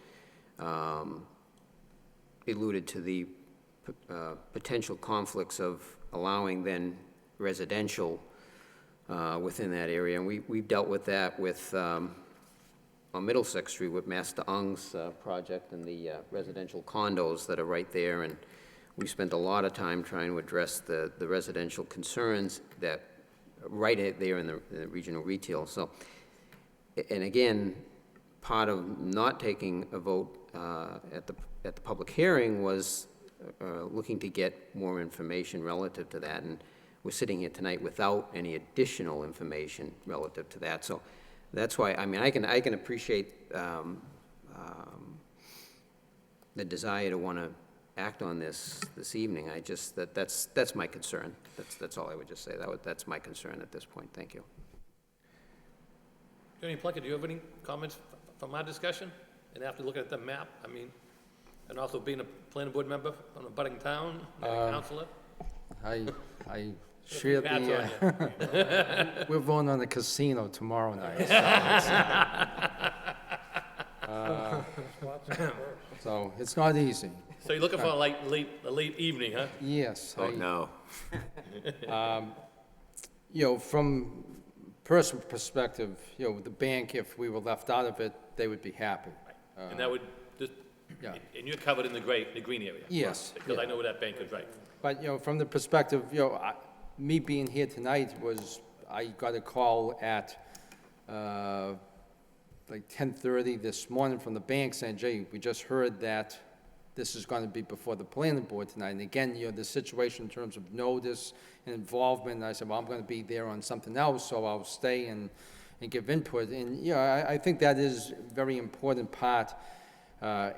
Any time you're dealing with zoning changes and things of that sort, as to who you're affecting, who has gotten notice, who has had the input, and you know, that's you know, a key part. And like I say, it's never easy, because no matter how much you try, you're still going to have someone come up and say, I didn't know about it. No one told me, and that was it. But you know, so the bank would be, you know, if the bank isn't, their property isn't, you know, set for zoning change, they would be happy because of, you know, of the, you know, position stated earlier. But, you know, I think as part of the process here in the board discussion tonight, I've been on that side of the table with the exact same discussion, and it is difficult. But input is very important of those affected, so. Thank you for your comments, Attorney Plunkett. Sure, do you have any questions? If you want to be heard again, I'd be more than happy to listen to you as well. Other board, okay. I have one more. Sure, go ahead, Rich. I think it's important, whatever communication we have with the city council, as Steve enumerated before, that I think there's a little confusion over the origins of this project. And I believe there was a comment made that the planning board dreamt this up or something like that. That we're doing this in response to a neighborhood group's concerns in addressing what appears to be a pretty serious problem. And we did not dream it up. That's all. Only a couple of comments I have is I think part of leaving the regional retail by the light industrial makes a little more sense. I mean, on that side of the street, I mean, definitely for compromise. I mean, I applaud Mr. Gendron on that. I think by looking at that, it's, you know, trying to satisfy everybody, listen to everybody, give and take, and no matter how we do that, until we have more of a public input, we're not gonna have all the concerns. And obviously with zoning, whenever you do a zoning, it's, why cut the line here and not include me, you know, which we all have to listen to and make the better determination. But I think by leaving this part of the regional retail, Mr. Gendron outlined where it abuts the light industrial, definitely makes a lot of sense, and it's a good compromise for sure. So the question is, how do we get it back to the council before it comes back to us again, I imagine? Which I'm guessing, and I guess that was more of a procedural question, is basically what I'm saying. And I know Steve has some ideas. I mean, what is, so we have to make some way we have to report back to council on this, and so. You know, Mr. Chairman, when it came before us before, So I mean, whatever recommendations you have, we vote. For a recommendation, Yep. and we chose to take no action. Right. I think since that time, a lot has certainly transpired. Everybody's notified now. There's a lot of discussion on the council floor, you know, a lot of discussion within the neighborhood. And the city council has asked us they sent it back to us and said, we're not gonna accept no action. We want to know what you think. And, you know, based on my comments tonight, you know, I'd like to make a motion that we act on that, and we recommend approval of the zoning change, but recommend at the same time a couple of things. One, that they remove the parcels at 631, 635, 645, 661, 665, 673, 671, 685, 683, and 691 Rogers Street from the original proposal, and that's based on the fact that those properties border light industrial and nothing else. So after listening to that discussion, it was clear to me that, yeah, this went too far. You know, it's more than just a neighborhood buffer now. And the other condition I'll put on there is that at the same time, we recommend they initiate a planning process for a new corridor transitional zone, be implemented and looked at for this particular region in the future. But I think it's important that we do this because it protects the neighborhood while that process goes on, because it can be a lengthy process. And finally, I'll add in that they recommend that all, I'm sure they're gonna have to repost this, so when they do, that all affected parties are notified individually regarding this potential change. If we do that, then, you know, we give it to the council, and they can do with it what they wish. They can just say, you're all wet, we're gonna deny this thing and just end it, or they can choose to send it back for redrafting, and if it has to come back to us again, it has to come back to us again. But I think, so that's my motion, that we recommend approval, removing the parcels I stated, initiate a planning process for a new corridor transitional zone, and notify all parties involved individually. I'll second the motion. You have discussion? Yes. Mr. Chairman, it seems that there are really two distinct actions being discussed here. One is the beginning of a planning process, and one is a recommendation on for action on the zoning amendment as it exists. Might I suggest that we split Mr. Gendron's motion into two? It's up to Mr. Gendron. So I think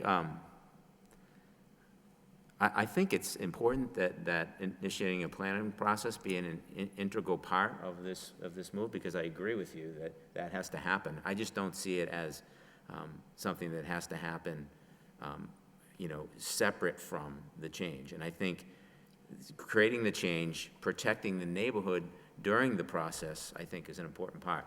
But if that motion fails and you want to make another motion that to initiate the planning process, then I think that would be appropriate.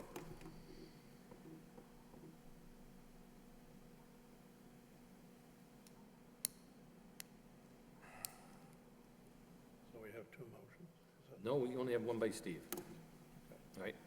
So he has basically one motion with 3 different criteria, if I got it correct, right? That's right. I mean, the first one would be to make a motion to approve the change as it literally came before us on the public hearing. Which would be to make all the regional retail TMU, including even the part of the green, right? And if I can just, so that would be the first part. The third part's the easy part, would be the planning process to, look at this new studies of corridor. So that's the easy part, number 3, because I don't think anybody has any objections to that one. I think everybody's put some input into saying it's a good process to look at. But number 2 would be, and I want to make sure I get this right, Steve, too. Approve the first one. The second part would be to consider making the green area shaded part stay as regional retail. Right, and I would say make it stronger than consider, is to suggest Okay. that they, I want to make it clear that our recommendation includes that. I realize that we have to vote on the proposal that it's been sent to us. You're right, it would include the green area, but I want to make a strong condition that we strongly suggest that they remove those areas that abut the light industrial, and I stated the numbers. I'm sure Aaron got them all. And then the other one is to notify all the parties involved individually and not via posting. Mr. Chairman, could I just ask Aaron a Sure, a absolutely. question? Aaron, and again, I can't hold you to it, and I know the department has a lot on your plate, but if in fact the council at the next meeting were to vote to instruct the city manager to instruct the planning department to begin a process, do you have a rough idea of what we're looking at for a timeline when you think you could, end up with a recommendation to this body? Yeah, so there's a number of ordinance amendments that we're going to begin working on to follow up on the master plan objectives. Absolutely, as I mentioned before, there's going to be a proposed amendment to the sign code, whether or not that's in the zoning code or it's ordinance to itself. Not all these ordinance amendments and regulations are going to be encapsulated entirely in the zoning code. I know this is a long answer to your question, but just to give you a little context. There's that project. We wanted to look at the corridors that we've discussed. That's part of this package of amendments that we'd be considering. Looking at potentially the neighborhood business districts and finding ways to improve the urban design aspects of the current zoning code that are in it right now. There's also some conversion of existing structures. It's the section 8.1 that allows conversions for large institutional buildings, schools, and whatnot. There's another piece that we would like to consider, how the planning board and the city council consider large residential structures in historic districts. There's, as you know, there are a number of large residential buildings that are sitting vacant or converted to single-family uses that are not retaining the integrity of their original structure. There's a particular project on Wilder Street right now that we're a little concerned with. And so this amendment would look at allowing smaller conversions for multiple family units through a special permit process that would include the historic board as a part of that review. So there's a number of amendments that would be considered under this package, all of them intended to implement the objectives of the master plan update. This would be a part of that. The corridor will be part of that, whether or not likely whether or not a TMU district was to change in this area. It's part of the So that's- workflow. What you're saying then is DPD already has that on its, It's on our agenda On your to agenda. do, yeah. Yeah, and this would be something that we would want to complete 6, probably to 9 months. 6 to 9 months, Yep. did you say? Mhm. 6 to 9 months. Bob, any questions or anything else? No?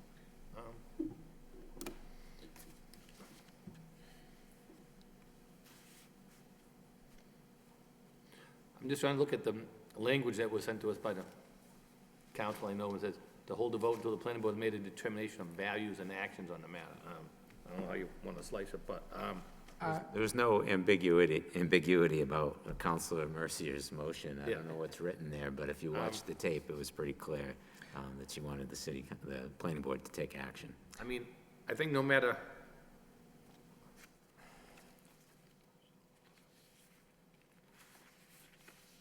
I think this may come back before us one way or another, most likely, before what, it gets to council. I mean, especially the way Steve has made the motion to approve right now the zone change, and then to suggest what, to look at the regional retail to be excluded from the zone. Steve, is that more the way you want to, in the green spot? How did you want to phrase that? Yeah, so it's I mean, we have to, if I understand it, we have to make, since it's been thrown back to us, we have to make a recommendation on what's before us. So I'm saying we approve, and we strongly suggest this change. And as you know, Mr. Chairman, we're a recommending body, and whatever we do, doesn't really matter anyway. I mean, the council can choose to do whatever they want and you know, take our recommendation or not. So, you know that, though. Mr. Chairman, if I Go may, ahead, I agree, I just, and with all zoning amendments, I just feel that what comes out of this body should be as thoughtful a recommendation as possible from a planning perspective. And so I understand the city council can do what they want. I just, and this is for myself, I mean, I think, and we all, and I think there's some valid points as to why this should be looked at. I just, again, when I look at what the original concern was, for myself personally, there is no additional information relative to what the concern was for actually recommending no action based on what came to light at the public hearing and taking a look at the district. Again, I think this attempts to really address a lot of the properties that were going to be impacted in a I think, a pretty significant way that abut the light industry. So I think this is a good start as far as what really needs to be looked at. Again, for myself personally, given for myself what my initial concern was, I still don't have answers to that. So for myself to give a recommendation without having those concerns addressed, I don't think would be appropriate on my part. Anyways, Mr. Chairman, thank you. Mr. Chairman, I would just, and I can respect that opinion, Jerry, but I feel like it is quite thoughtful. I think, you know, we've had this on our table for a year and a half. We've pushed it and pulled it and poked it in a lot of different directions. And, you know, in the interim, I think this is the best we've come up with. And I think it's a good interim solution. So that's kind of my, the gist of the motion, is that recommend a change be made. We suggest you remove these parcels. At the same time, drive this planning process so that we can address all corridors properly and notify the people, because that was an issue that was brought up. So I think you know, there's a lot of thought that did go into it. Mr. Chairman? Yes, Mr. Well. I feel that the two-part motion before us, to sum it up, would say to the city council, we feel like we need a planning process before we can make a good recommendation. Oh, and also we're going to make a recommendation. And I do not feel that we should send that mixed message.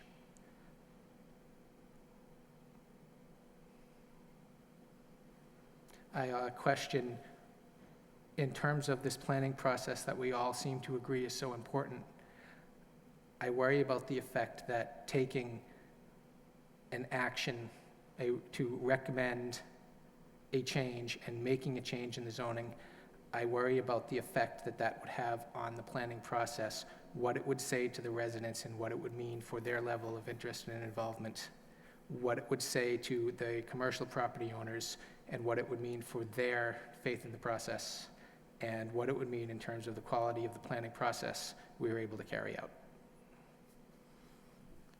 Mr. Chairman, I would say, I think what it says to the neighborhood is that we agree that a buffer is required and planning process has to be done, but in the interim, we're going to protect the neighborhood until we get this completely figured out, because as it stands right now, TMU is the most appropriate zone for that district. Again, I support what Mr. Gendron has just stated. The TMU zone, through my eyes, preserves what's there. It gives a level of protection of that neighborhood. And by instituting a planning process, as soon as that's practical, you can still change that in the future to something maybe more appropriate if that's what the data that's generated from the study dictates. So again, I'm in favor of it. I think it's a good positive step forward with very little risk. Just as discussion,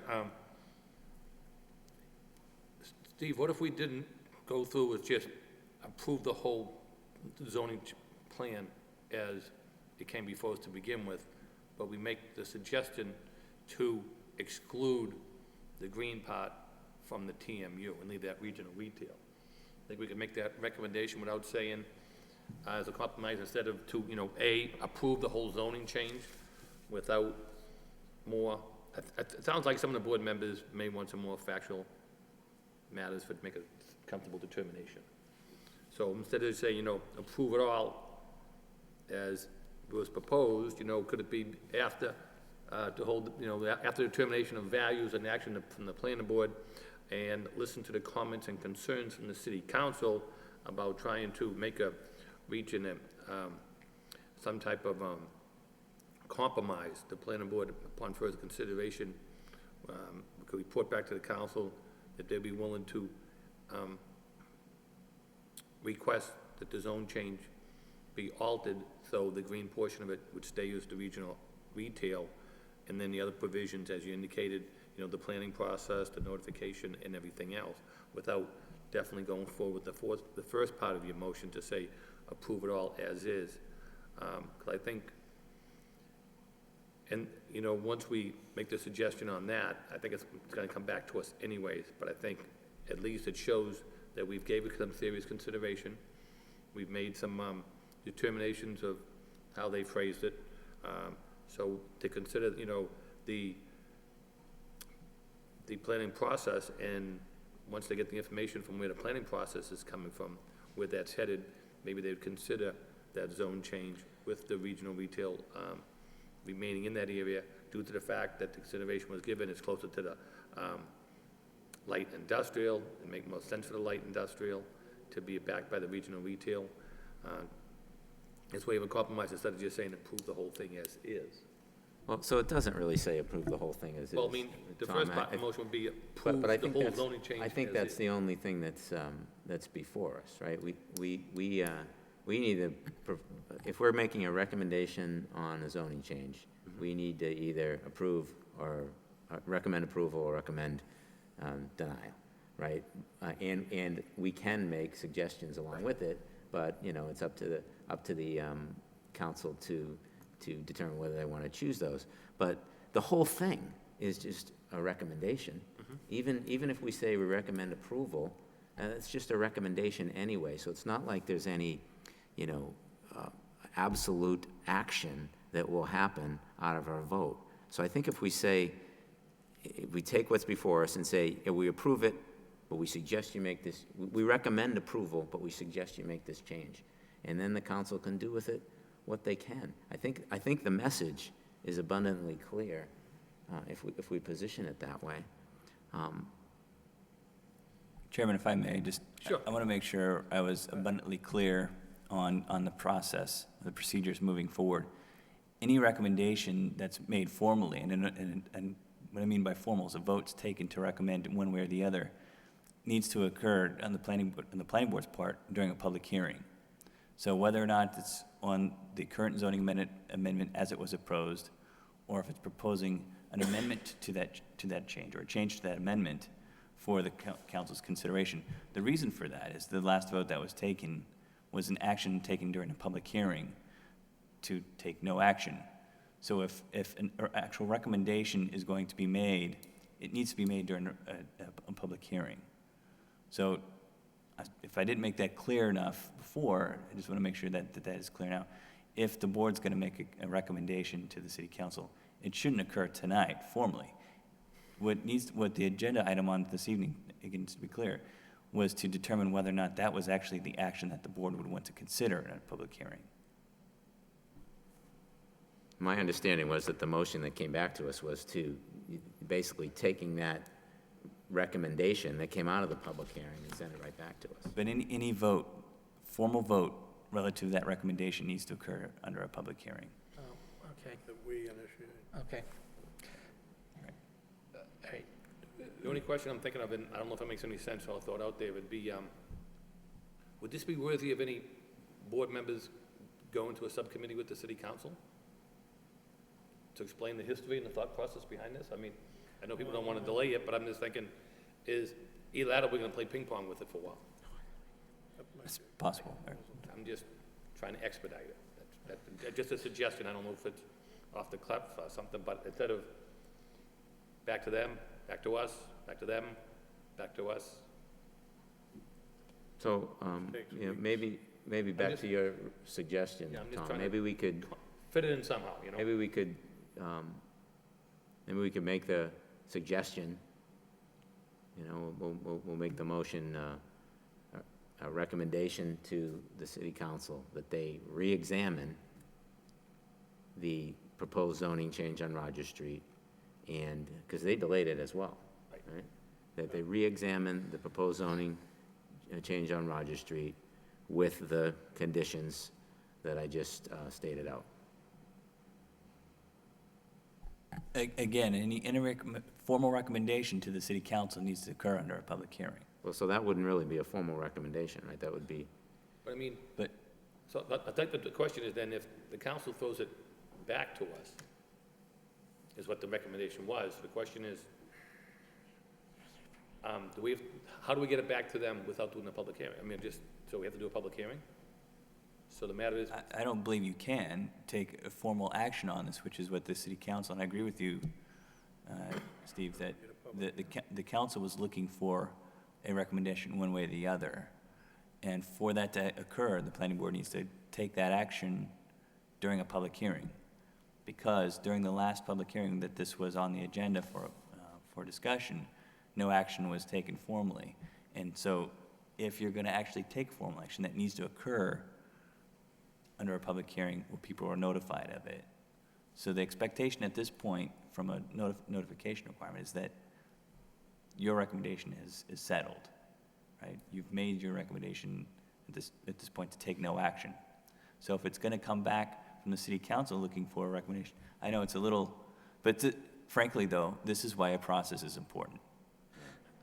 Mr. Chairman, the motion that's on the floor contains three parts: a recommendation for a study, a recommendation about taking the action, and a recommendation about notification. Now it is clear to me that we need to have a public hearing, at which we will discuss taking the recommendation, making some kind of recommendation, and it will involve, because it is a public hearing, some kind of notification process. So with that in mind, I suggest that what we do tonight is take an action on that, what we can legally do, which is take an action on establishing a planning process. Mr. Chairman, I think we have a motion and a second on the floor. I think we should call the roll. But I think the question is now is, I don't think if we can, what Aaron's telling us, I don't think we can vote on until we have a public hearing now. My recommendation is to, for tonight, if you want to move forward as a board on a recommendation, to schedule it for a meeting where we can post public notice per the requirements. And I would also recommend, even though it's not a requirement, that everybody in the area to be affected receive notice, based on the feedback that we've received. That's my recommendation. So what was that again? How soon can we do that? If a recommendation is going to be, if a recommendation is the desire of the board, that a date be established for that public hearing to take place, and such that we can post notice for that, and notify, at the very minimum, notify everybody that's in the area affected. My longer-term recommendation would be to allow DPD to conduct a corridor study and develop an ordinance for consideration.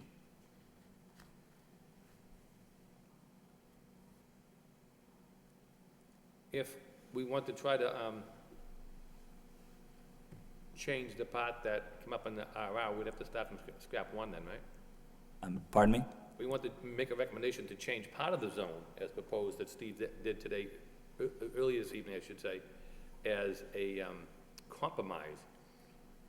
We couldn't do that unless we started the whole new zoning petition process. I believe you could do that at a public hearing scheduled in the next month. But You I can mean- make that recommendation without starting a whole new process. So the public hearing process would be to change the whole thing, correct? I mean, to leave the way it came in to begin with, without the change for the RR to be taken out of the TMU. So I think, The city council would need to hold another public hearing for that to happen, yes. so are There you would need- suggesting that we can tonight initiate a public hearing on the amended zone change? You can make that recommendation to the city council, but what I'm saying is that from a procedural standpoint, that recommendation needs to occur during a public hearing. We can't do it So we've known the But- amendment. But so how do we get to the public hearing? You can vote tonight So to that's what I'm decide to post for a public hearing to make a recommendation to the city council. And a part of that recommendation can include a change to that amendment, to the original amendment. So with the public hearing would not be on the original proposal, right? Not for the public hearing would be on the amended proposal. It would be on the original proposal. So why couldn't we But do you one? could Why couldn't make- we do one on the amended proposal? Pardon me? Well, Couldn't you we- could make that recommendation. That would be part of that public hearing No, process. but to the chairman's concern about us approving with a suggestion is a little, not exactly what we want to do, right? We thought we were bound by that. But since it seems like we can no longer make a recommendation on that. You just told us our recommendation of no action is set. Why can't we start a new zone change proposal that excludes those properties? You could. Okay, so you could separately from the recommendation. You're asking about a different process. We can't make a recommendation. You just told us we Right. can't make a Right, recommendation. exactly. So what you would be in effect doing is petitioning the city council once again with a different zoning amendment. And then at that point, the city council would refer it to the law department to draw up the ordinance, back to the planning board for a public hearing, to make a recommendation, back to the city council for another public hearing, to take a vote on that. But You see that there's two separate processes that you're proposing there. One tonight, which both actions would take some sort of action from the planning board tonight.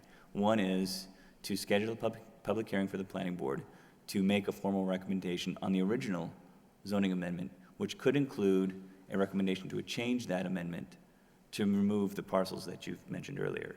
The other action that could be taken would be to petition the city council again for a separate zoning amendment based on what you've provided as a revision. That would then follow the same procedures as the last amendment took. It would be referred to the law department for the creation of the ordinance based on this petition. It would be referred to the planning board again for another public hearing later, and then would go back to the city council for their public hearing. So let me ask a procedural question. We had a public hearing already on the zoning change, right?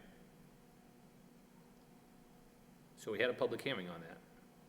So we can make it, so now, the council just sends it back to us and says, you didn't tell us yes or no, we want you to give us some actions and values, whatever word you want to use here, which is in the way they phrased it. So why couldn't we just vote yes or no, because we've already had a public hearing on the issue? Because you need to take an action to make a recommendation during the public hearing.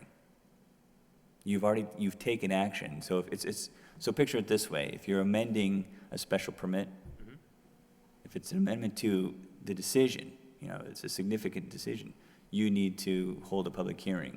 The question I'm getting at is, see, we didn't vote it up or down, so we're not changing the decision. We're being told for the council to give us a clear recommendation of what you actually wanted us to do, because you didn't do it. That's all the more reason to hold a public hearing. I'm thinking, technically, the way I'm looking at it is, we had the public hearing, we listened to the input, sent it to council, they didn't like us, no action thing, they sent it back and says, you have to take an action. So, the way the zone change was advertised, the way the zone change came in, the part with the special permit would be if we were changing or amending it, I would understand that, but the fact if the special permit came in, we took no action on the special permit. So that's the only question I'm having, but following up with the procedural aspect, but actually so in this, we already had a public hearing. So the question is, that's why I'm thinking that, would that be be sufficient, because we didn't say yes or no. I could see if we did vote yes or no, but the fact that we made no recommendation, you don't think that changes it at all? I actually think it makes it more important for the planning board to hold a public hearing. If an action was taken at a later date after no action was taken during a public hearing, I think that would, at the very least, look worse. So I guess the question becomes, if we want to get to a public hearing, we can do one of two things. We can either just schedule another public hearing on the change that's already in place, that's already been suggested, and at that public hearing, if we choose to, we can make this same motion that I'm making tonight. But in that scenario, we're, as you say, Tom, approving the whole thing with the recommendation that we hold this up. Right. The other alternative would be to just table that and make another recommendation, or another petition that carves that out. That way, there's no ambiguity about what we're proposing or what we're recommending. Let me just address the first potential option. So in the first potential option where a public hearing is scheduled to act on a recommendation on the original amendment, the planning board can make a recommended change to that ordinance, and the council can take that up in their final decision without kicking it back to the planning board. There's been precedent where comments have been provided by the planning board, Right. recommended changes that have been accepted by the city council and approved without starting this process again. So part of that recommendation process allows for changes or proposed changes based on the planning board's recommendation in the original ordinance. So I guess I didn't follow what you just said. It So sounded like you're saying that we can vote on a recommended change to that ordinance tonight. So what, I guess, more generally, maybe address this more generally. Anytime the planning board reviews a proposed zoning amendment and provides a recommendation to the city council, you can list out a number of proposed changes to that amendment that the city council then can take and adopt in their decision to approve a proposed amendment or they can actually even take out pieces of that. So if your recommendation is to say approval, for example, in this case, to remove all the parcels that you're proposing, and then that, say secondly, that they would, for a couple parcels on the northern part of the property, of Roger Street, say at the corner of Phoenix, that was another parcel that you were looking at. They could adopt all the properties along the southern portion of Roger Street and not the parcel in the north part. They can take incrementally all the recommendations that you make and adopt those. Right, I mean, I get all that, and I think Steve gets all that. The only main question is, though, don't we have to approve the whole zone change with these suggestions, though? Because in the past, when they come before us, they either say, tell us yes or tell us no, and you can make any suggestions you want thereafter. So the question is, if it comes back to us, we're gonna have to say, yes, we're gonna go along with the zone change, but we don't want this little portion of it. We can only say, yes for the zone change, no for the zone change, but we recommend they consider that portion, right? We can't we can't vote when it comes back to us, as it's written out now, to change it all to the TMU. In the past, whenever zoning changes came to us, we were supposed to vote yes or no, and then we can make any suggestions we want. So I'm having a hard time digesting the fact that, yeah, we're approving the zone, but we're changing all these parts of it, but before we've never been allowed to do that. I'm not sure what recommendations were given to the planning board that said that you can't recommend If we get a changes to it. zoning change from the council, Yeah. either vote yes or vote no. And make any suggestions you want. We can't change it. I don't agree that that's the case. The planning board can make recommendations, can make We can selective make recommendations to the council's. But we can't. We can make recommendations, but they're not, I mean. Well, that's the case with the entire recommendation. It's a But I mean- non-binding recommendation. Right, but I mean, more told than not, we've been instructed by several times, and maybe it's a question we should run by the law department then, so we know this question when it comes up next time. I mean, get it definitively, because they'll say, I mean, we could say, yeah, I'm in favor of the zone change, I'm not in favor of the zone change, I vote either way, but we suggest you look at these. Because, I mean, I think part of that question gets into is where's the notices. Say, for example, if I say, I like the zone change, but I want it to go all the way up Douglas Road.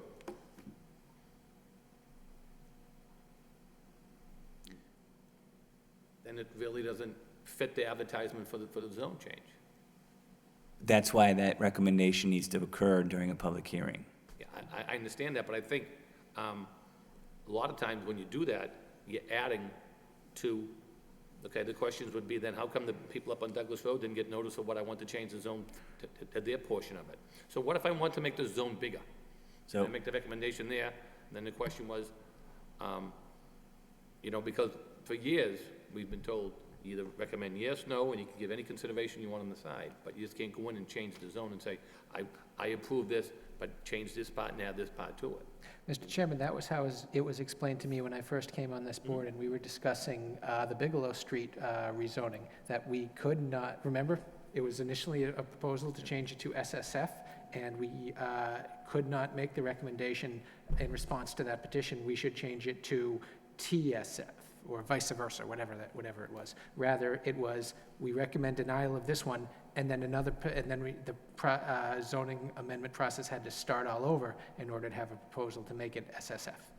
So, I mean, I agree we can vote yes or no on a project, but then we make recommendation on the side, I totally get that. But if this comes before us, we can't say we want to adopt half it and not the other half. I think the council, what we've been told in the past, is you either vote yes or no and make a suggestion.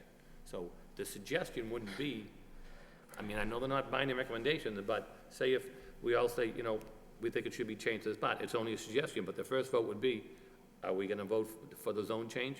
Yes or no? That's the first question they ask us. You know what I'm saying? I don't wanna make it too complicated, but.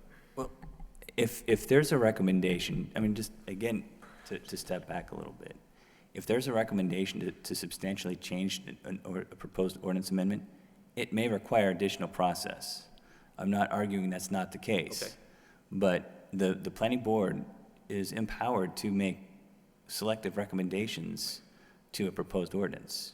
I get the part that we can make the recommendation, yeah. But the question was,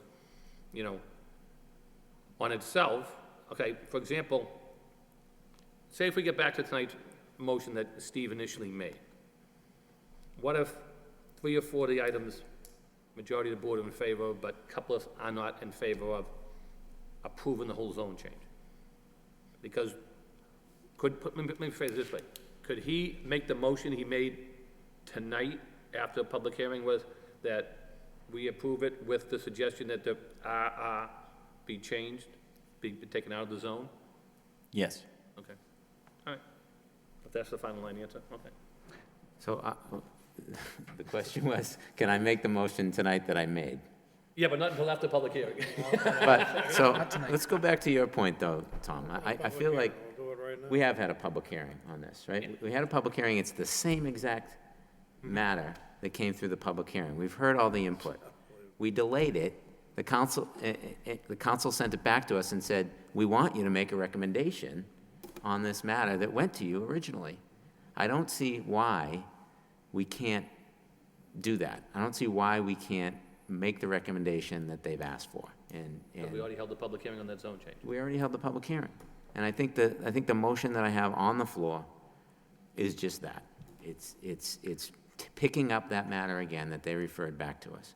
To answer your question, because there was no date in that action taken, a future date with which the planning board would take up the matter again, that the public would be aware that this would take place. So if we do So, that, for example, when you continue a special permit hearing to a future date, it's the actual establishing that date that provides adequate notice for people who are at that public hearing. When action was taken on that recommendation to take no action, it's in essence a dead issue until it's actually put on the agenda for further discussion, whether if it's a public hearing or not. In this case, there was no notice because the whole discussion is about what is the next steps for this ordinance from the planning board's perspective. If there is going to be a formal recommendation to the planning board, it needs to occur during a public hearing. so let's say we make that vote tonight, and it goes back to the city council, and if they accept our recommendation, it's going to have to be another public hearing anyway, right? Because they'll have to modify the zone, which will require it to be posted and have another public hearing. So what? The question isn't whether or not, from a procedural standpoint, whether or not the city council is going to have to hold another public hearing on this matter. The question is whether or not the planning board took action during a public hearing to recommend We had the one way or public the other. hearing, we closed the public hearing, and then we just, I'll just say one more time, with no action. we took no action. Back to the same. We took an action. We took an action to recommend no action. We recommend the council take no action. But I think also, and correct me if my memory is wrong here, but I think we took no action, and then we added like 4 or 5 different reasons why. I think 3 of them was to recommend more information on the project, if DPD could possibly give that to the council before the next meeting. Yes. To look at the possibility of either a new type of zone change and the fact of the notice. So, I mean, those we're all revisiting again, right? So what are our options here tonight, Aaron? Continue the public hearing. Open a public hearing. What are our options? So, right. so I If we think want to, if we want to ultimately make this recommendation, what are our options to do that? to kind of lay out the 2 options that you laid out earlier. You have the first one where you make a recommendation to the city council with some potential changes to that amendment. That is to schedule a public hearing to make that recommendation so that it can be issued to the city council under a public hearing. The other option, as you stated earlier, was that you could actually petition a separate ordinance amendment for the city council to consider, to start that process again, similar to that was done with this current ordinance amendment. That would then, as I said, be referred to the different departments to create that ordinance, would be referred to the planning board for a public hearing for a recommendation, back to the city council. So, Mr. Chairman, I don't know how you feel, but I've given those 2 options. I think the second one is probably the best alternative, because it removes any ambiguity about what we're recommending and what we're not. And So, just let me say, too, I'm sorry to cut you off, Mr. Generman, but those are just the two options that have been discussed tonight. There are other options. The other options to pursue a planning process for a corridor study, and then actually present something, have DPD present something with a package. and you've told us you've already pretty much started that, But I'm just pointing out that there are other options. Those are the two options that have been discussed. That would well, be the the other, process. the other option is to pursue a corridor planning process. You just told us you're already working on it, it's 6 to 9 months away. Yeah. So, given those two options regarding what we have discussed, I guess I'd like to change my motion that we petition the city council for a zoning change for the properties we discussed here, the properties outlined in yellow, from regional retail to TMU. And so I guess we'll hold that separate, because separate from the planning process, because we don't want to cloud it. So given that what we have here tonight, I'll make that motion.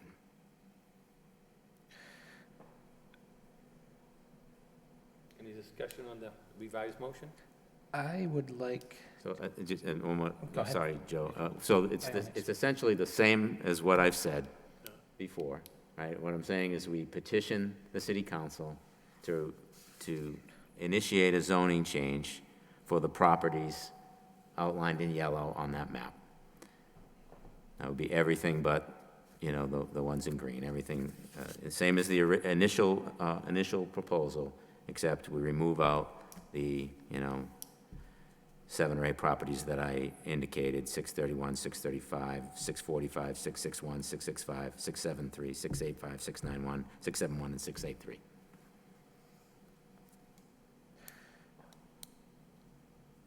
Same motion. It's the same motion, it's just a different, we're actually petitioning for the zoning change, as opposed, we can't make a recommendation on the old zoning change anymore, because apparently we took no action. We're, according to Aaron, prohibited from doing that. So I'm making a proposal that we initiate a new zoning change for those properties, those same properties. I'll second the motion. I would like to just remind everyone on the board that we just sort of got chewed out. I think I can say that on cable access television. We just got chewed out by the city council for starting a zoning petition for a zoning amendment and then failing to recommend its approval. I strongly suggest that we make certain that we not do that again.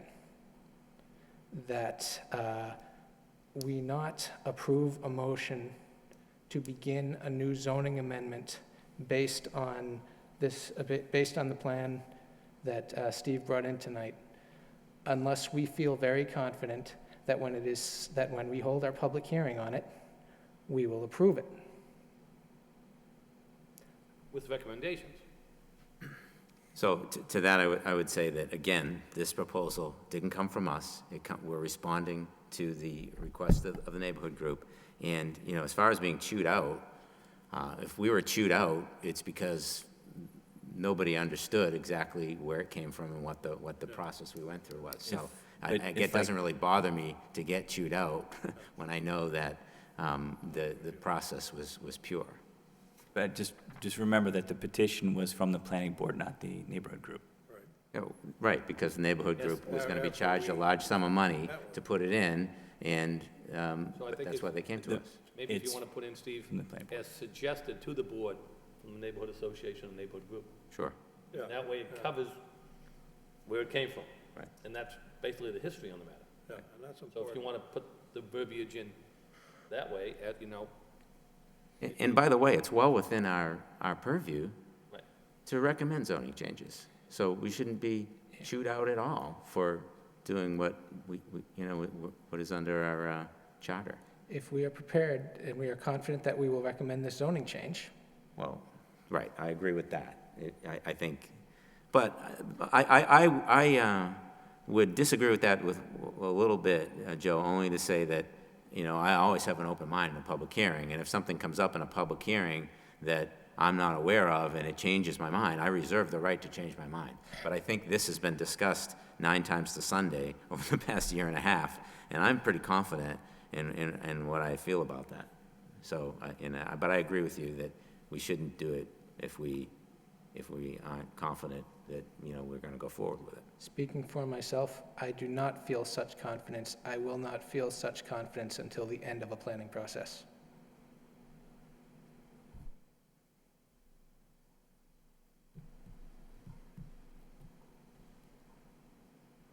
If I missed, Sure, Mr. Chairman, absolutely, Mr. Chair. Again, I have to share Mr. Boyle's thoughts on that. Again, it's coming through the neighborhood group, through the request of the planning board, and I just think, and being responsive to the public hearing, I think it became very clear at the public hearing to me that there certainly needs to be a more in-depth review of the options and the impacts. And I think that was what I thought we were going to see eventually all along. So for myself, regardless of what we decide here this evening, and even if we set a new public hearing, if we don't receive the information I know that I would like to see, or the type of analysis I would like to see, I still would have reservations. Obviously, it's a public hearing, and weigh the testimony and evidence presented at the public hearing, but if there is no testimony or evidence to the satisfaction that I would like to see, then obviously that's going to be an issue. Again, I don't want to appear to be disingenuous as to what the original concerns were at the original public hearing for myself.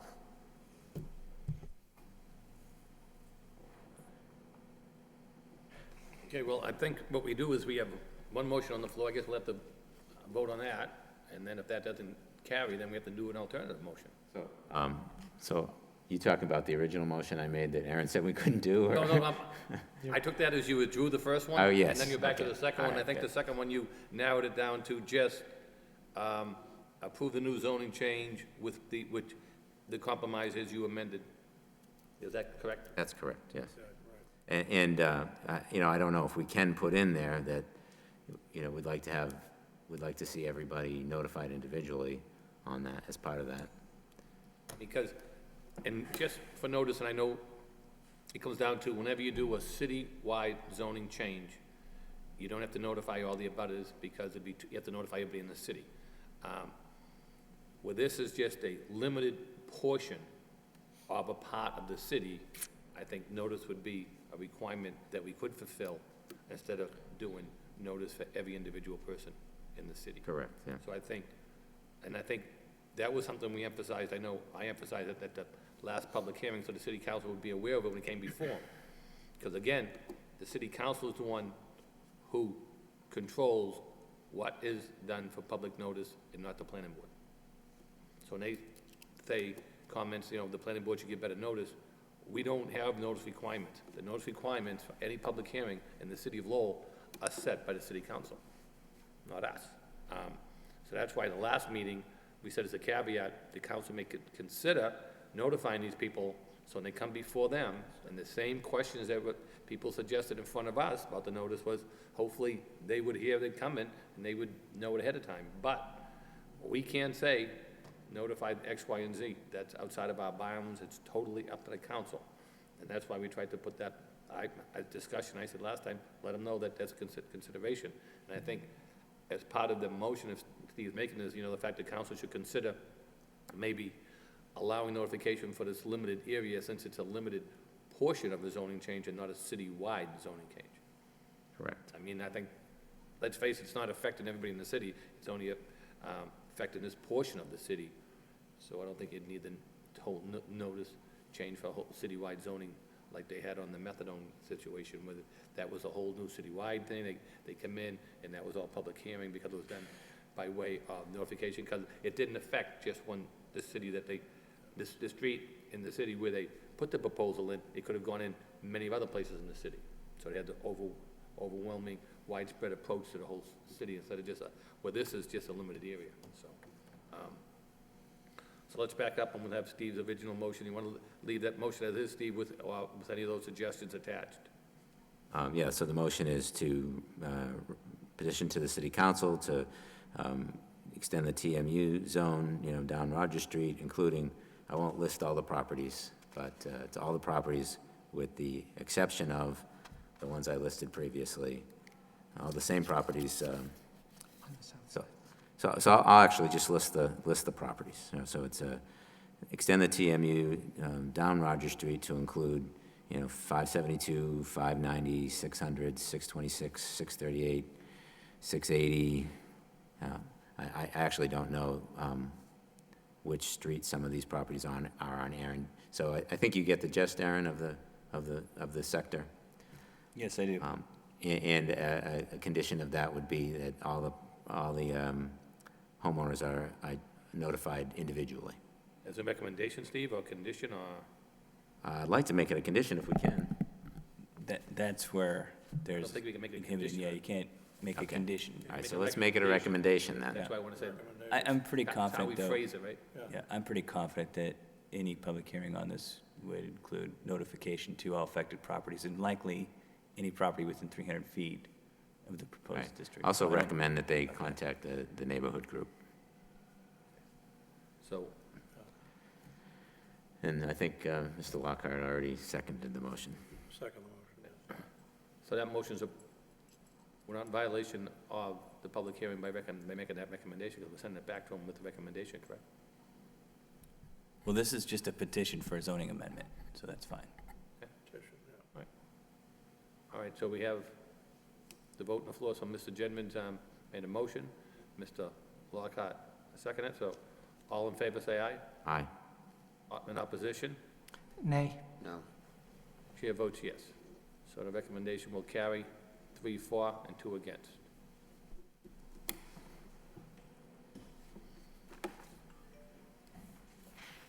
Moving along, on the agenda, I believe our next matter is let me make sure I read this here, the open space plan review.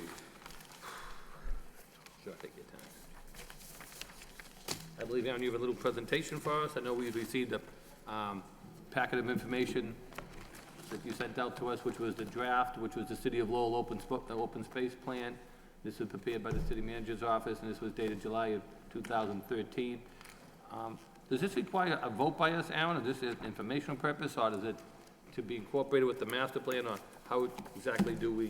So under the Department of Conservation Services, this is the Massachusetts State Department who oversees the open space planning process in Massachusetts. The planning board is required to receive a copy of the draft plan and then eventually the final plan. It's not required to provide comment or endorse it, but we think it makes sense that the planning board have the opportunity to review and comment, and then eventually, if so chooses, endorse it, include that as a part of a letter with our application to DCS. Yeah. I do need to find. Obviously, a favorable recommendation from the planning board would look favorable. Yeah, we probably wouldn't submit a final draft if we didn't have an endorsement. Probably wouldn't tally the vote if we voted against it then. Right. Now, somewhere is.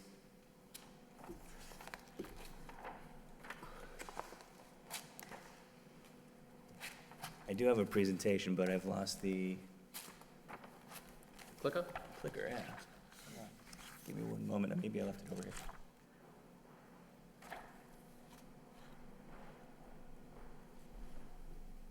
There we go. Step, both sides.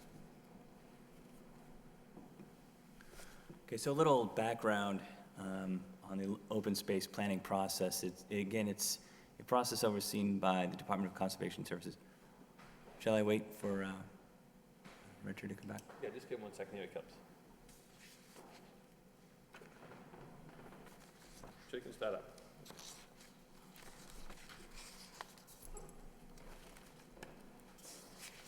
So the process is that any city and town who wants to participate in the park grant program through the state needs to develop an open space plan every 5 years. It has the opportunity to extend that plan. It's a 5-year action plan. They can extend it by 2 years.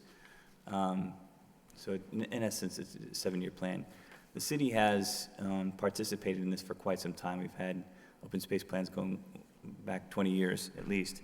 The most recent was 2005, and then we had sought to extend that plan an additional 2 years, and really that extension is just some additional action items to carry out the objectives of that plan. So at this point, we needed to provide a comprehensive update to that for the Department of Conservation Services to consider. And the timing of this, I think, works very nicely with the master plan update in that there was a lot of public participation to support the master plan update. As the planning board is, I'm getting a little ahead of myself, but as the planning board is aware that there was some public hearings. We had a number of visioning sessions that drew over well over 200 people. We had a survey that was conducted to support the master plan update, and many of the discussion items were specifically addressing open space planning issues. So we could take a lot of that data and infuse that into the open space plan. So just, I think this slide right here is, I think, more appropriate for the Conservation Commission, who does actually have to take action on this before it gets approved by the Department of Conservation Services. But it's to give a sense of what is this intending to do, and I kind of alluded that a little bit earlier. It does establish a vision for preserving open space in the city, what the maintenance requirements and what the objectives for maintaining those properties and how they're utilized, and then also preserving natural areas that may not be used for recreational purposes, as well as historic structures. Our open space plan is not as heavy on historic preservation as other cities and towns because we have a very active historic board in the national park. It's very well addressed with these two groups. So our open space plan typically addresses conservation and recreational needs more directly than historic preservation. But there are objectives in here that address that. But we look to the historic board to kind of implement those. The open space plan also provides a very good opportunity to update data relative to open space planning. There's a fairly significant needs analysis that is developed under this master plan. So there's an inventory, for example, there's an inventory of open spaces, public open spaces, whether they're again, conservation or recreational, whether they're owned and maintained by the state, by the national park, so federal government in some instances, and the city. There's a number of city parcels that are open space that are also overseen by different departments. So there's a fairly extensive inventory that takes place. We do an analysis of soils, waterways, wetland areas, and it all goes into this, into the planning process. But it just as a product itself, I think is informative to residents, to developers. If they're looking at a site, they can get a good sense of what is the environmental context that they're building into. Then, of course, the other reason for preparing this plan is to be eligible for grant funds. And the park grant funds are specifically identified for either purchasing or taking money to develop or redevelopment open spaces in the city. It's a significant revenue source for us in doing so.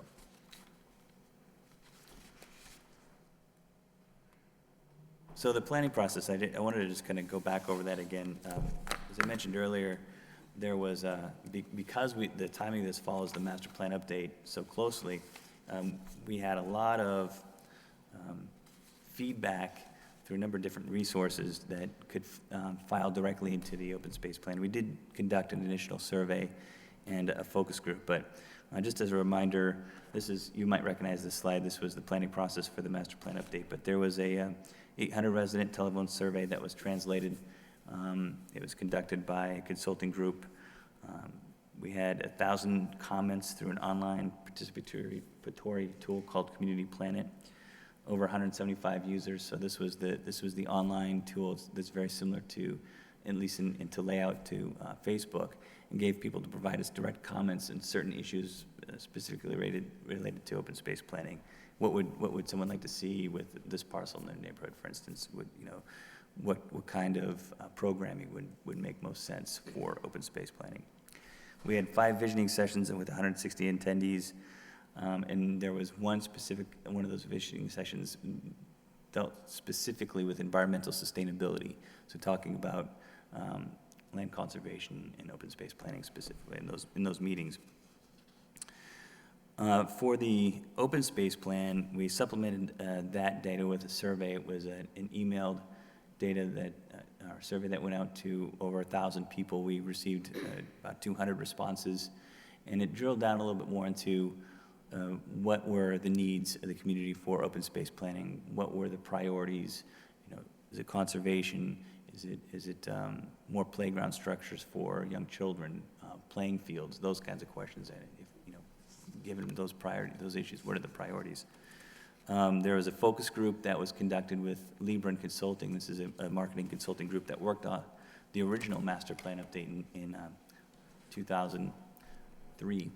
And they conducted a focus group with 10 randomly selected residents to kind of, again, drill down into what is imagined in their minds. What do they think about open space planning? What are the priorities? How should the city address those issues? And I think the real value with having a focus group is that they're randomly selected. Whereas in a visioning session, you often get a lot of the same people, which is great. You get the continuity to the comments, but this is a randomly selected group that might not normally participate in these kinds of processes. And then also fortunately for us, NEMCOG had kicked off a regional open space planning process where they actually held a visioning session in November of 2012 that included residents of Lowell as well as the surrounding communities. And we were able to take the feedback that they received from that session and incorporated that into our plan. A couple of things, I think this is an important part of any plan is the kind of feedback that you receive from the public process. I think that's pretty obvious for this board. Some of the things that we found with all this feedback that was, I think, particularly relevant and incorporated into the objectives of this plan was that generally, and I don't think this is a surprise, but it's helpful to know what the priority is for open space planning, that with the telephone survey that was supporting the master plan, 75% of the respondents included open space preservation and planning as a top 5 characteristic that is important to them when choosing a location to live. So it's basically a location choice question. And it shows that it's a very important characteristic in a community for residents. When posed with trade-off questions under that same survey, there seemed to be, and this was a change from 2003, there seemed to be a larger focus on the preservation of open space for trails, natural areas, and conservation. This was about 40% of the respondents had prioritized that sort of open space planning or open space programming over more athletic fields, which was 31%, and more equipment for young children, which is 26%. So although I wouldn't take that to mean that playgrounds aren't important or that play areas for sports facility play areas aren't important, there seems to be a significant change in the needs and priorities from residents to highlight the need for trails.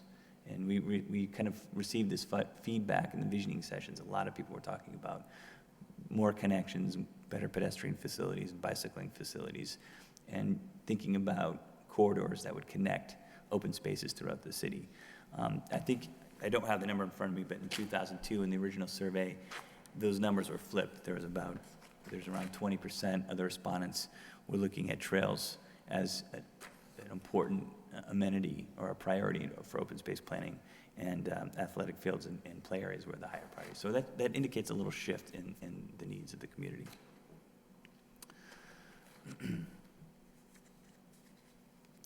So with the open space survey, some of the other, to kind of underline this point, quality and walkability and appearance of the neighborhood streetscapes was the #1 most frequently characteristic that was identified by respondents. 91% of them thought that was an incredibly important open space. And what's interesting about that is that talking about the public realm more generally, about landscaping, shade trees, the walkability of a neighborhood, not just the idea of creating pathways and pedestrian corridors along rivers. It's actually talking more generally about the public realm and thinking a little bit more about bringing in the environment and landscaping into those areas to make a more pleasant walking experience or jogging experience or biking experience for that matter. Access to natural and scenic landscapes was the second most frequently referred amenity identified by, and this is again the open space survey that was conducted this past year.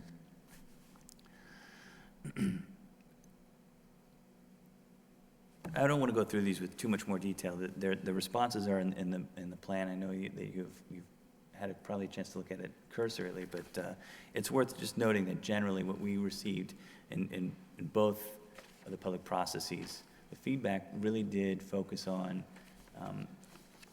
natural landscapes, not natural landscapes, but natural landscaping in the public realm, making for better public area, and also pedestrian bicycle connections. What focused on that? Pardon me? What did you just say focused on those things? Both the surveys and the public process for the sustainability plan, the comprehensive master plan, Yes. as well as the open space plan. Yes. So just real briefly, this is a map that's an excerpt from the open space plan that shows an inventory of open space in the city and who maintains it and who operates it. The dark colors are permanently protected open spaces. The kind of in-between green is a limited protection. So, some properties that they're not permanently protected. This is usually a vote that's taken by the city council to protect land. So some of these lighter green properties actually could eventually be converted to some sort of development. And then there are a couple of them in there that are the very light green that are unknown. We were unable to determine, based on the history of the property, whether or not it's protected or not. If it's undetermined, it's probably not permanent. It's definitely not permanently protected. Its status is just in question. Aaron, what constitutes a protected property, and how is it protected? So, pretty much the way to protect a property at the local level is through the city council.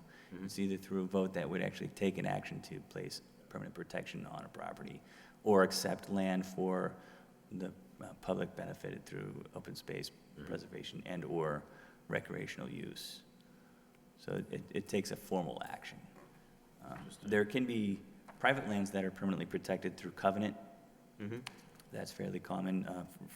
This is most frequently seen with conservation trusts. Lowell Parks and Conservation Trust owns a number of conservation, or holds conservation restrictions in a number of properties in the city, and those are permanently protected, as does the Friends of the Forest. They own a property up by the state forest. Any land that's owned by the state and the state, right, so the Lowell State Forest is permanently protected. It's the large green spot on the upper left.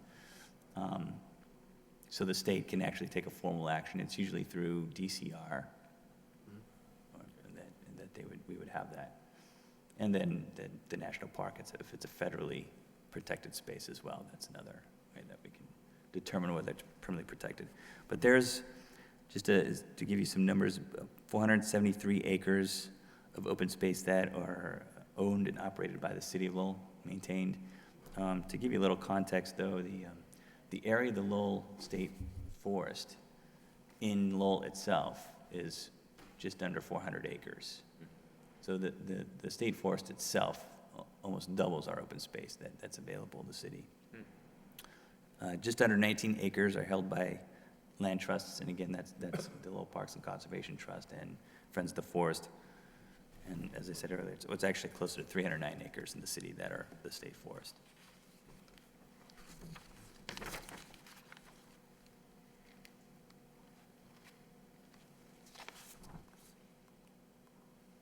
So based on the public process and then also the kind of extensive analysis of the environment and the open space that we have now, we set up and created a number of objectives or general goals that the action plan then follows.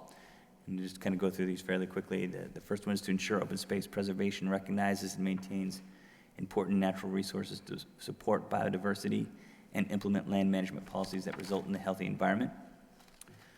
Number two, to create an interconnected network of open spaces throughout the city that are linked within the region by integrating activities to preserve natural resources and provide recreational facilities. And this one really addresses the feedback we received that was looking for interconnected links in our open spaces, and also, I think, a desire to use where possible and where it makes sense our conservation spaces for recreational purposes, lighter recreational purposes. It's also more efficient use of space. Introduce more open space, natural vegetation, and landscape into the more densely populated areas of the city and other areas lacking these types of public amenities. It's very similar to objectives that were in place with the previous, or the current open space plan. But again, this one reflects the interest by residents to infuse more landscaping elements, more natural elements into the public realm generally, but also to look at opportunities for more pocket parks. It's recognized that there's not a lot of large parcels of land in the inner city neighborhoods to create large parks. But it's the idea of being more creative with what we have and making links among those open spaces. Number four, ensure information is readily available and effectively communicated to the public relative to open space and recreational amenities and public events showcasing these spaces. This is a response to a lot of the feedback we received during the focus group, which a lot of people weren't really aware of what was available to them. There was a number of people actually at the focus group not aware that there's a state forest in the city. And so the idea is to promote that so people are aware of what options and amenities are available to them, and then look at ways to kind of build on the programming in the existing open spaces so that we can ensure that we're utilizing them from a recreational standpoint.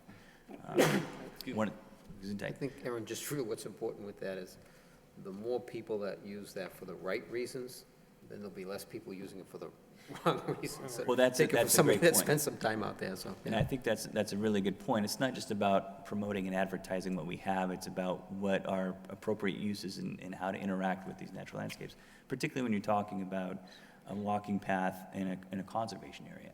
You know, you don't treat that the same way you would a baseball diamond, obviously. But you know, that's the sort of thing that's useful.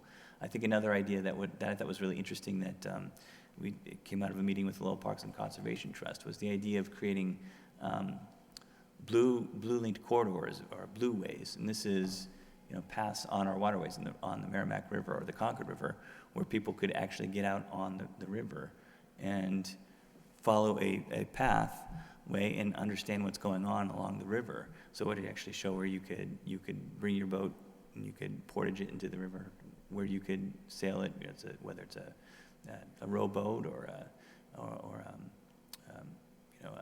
a dinghy. Probably not a dinghy, but anyways, it gives people direct access to the waterways, and I thought that was a really interesting idea that this is getting at. Number 5 is maintain and enhance existing parks and open spaces to meet the varied needs of the public. This is talking about programming. A lot of the feedback we received was looking at bringing broader recreational opportunities and amenities. So the idea of bocce courts, I know we've seen this recently from the city council, but different kinds of recreational activities that we may not have seen in the past, and then maintaining them. And then preserve and maintain and make accessible the city's historic resources, thereby celebrating the Lowell's unique and rich cultural heritage.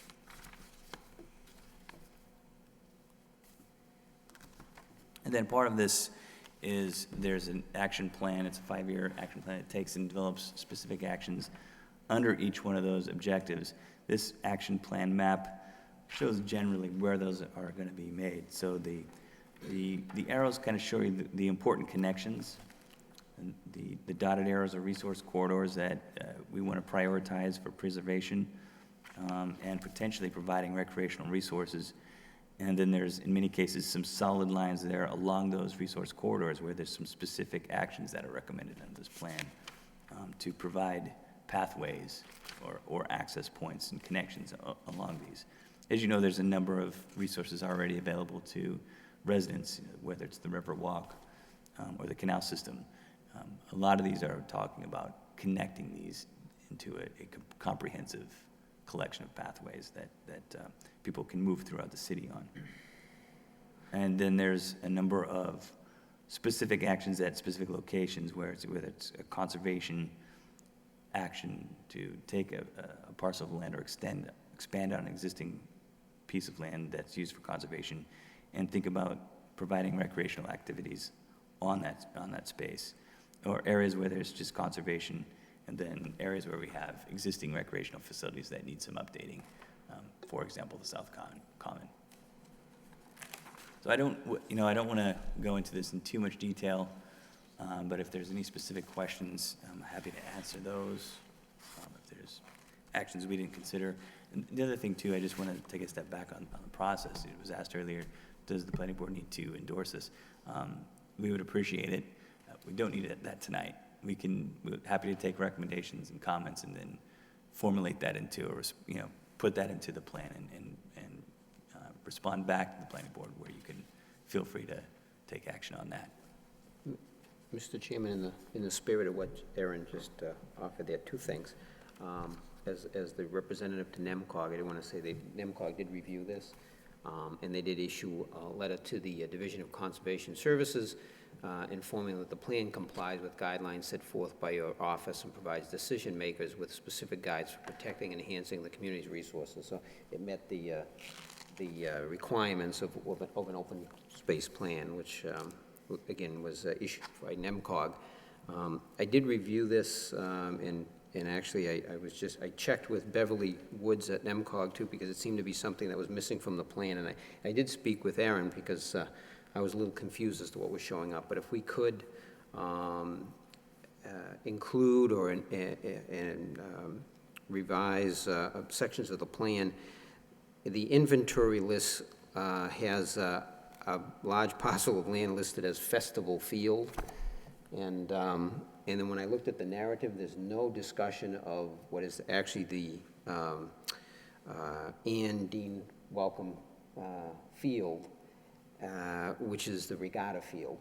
And similar to the state forest, that's a huge parcel of land that, although the state owns it, I think, the passive recreation and other use there is very important. So at least have some narrative in here to show that it is an important parcel of land to the open space in the city, and it's used by many people.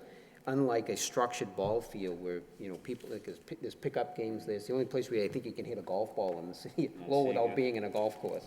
You got chipping out there all the time. Yeah, no, it hasn't helped my game, but I've practiced out there. I don't know, I've seen you golf. And so if we could just add some language to that. I was telling Aaron, some time ago when I was involved in what was taking place, but when there was negotiations taking place with the University of Lowell for the Bellegarde Boathouse, this field was actually on the table as a possible negotiation with the university. So I know there's been some steps to again, permanently protect it, but it's as permanently protected as the current legislature wants it to be.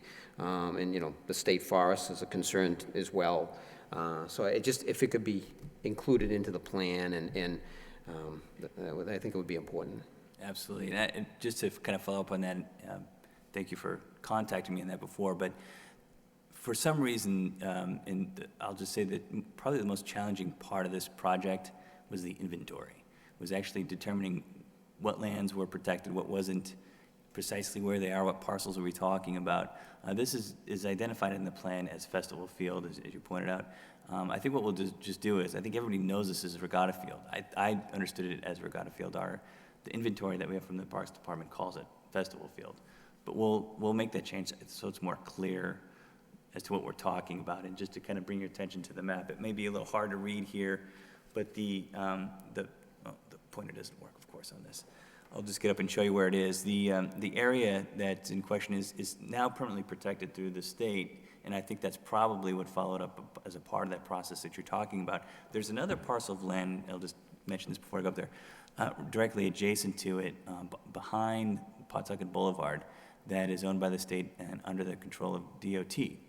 And one of the recommendations in this plan is to actually work with the state to permanently protect that property so that it's joined with Regatta Field, and it will significantly extend the size of that and provide some potential additional recreational activities. And incidentally, it's right next to Hawk Valley Farm, which is the property that's operated and the conservation restriction held by the Lowell Parks Conservation Trust. But I'll just point that out. You know, Regatta Field was originally bought by the department, the state transportation department, as advanced acquisition for the Route 213 corridor, because Camelot Court was talking about building a second suite of buildings on that site, so they acquired it while it was vacant. And then Armin LeMay was the mayor at the time, and he convinced the state to let us use it for recreational purposes when they had the big regattas on several festivals on the river. And I don't know who owns it now in the state, who's in control of it, but I wouldn't want the university to take that. That should be. Yeah, so I think that probably explains why this parcel right here, this lighter green that is adjacent to Regatta Field, is still owned by the state DOT, or it's owned by the state, managed by DOT, probably for those exact same purposes you just mentioned.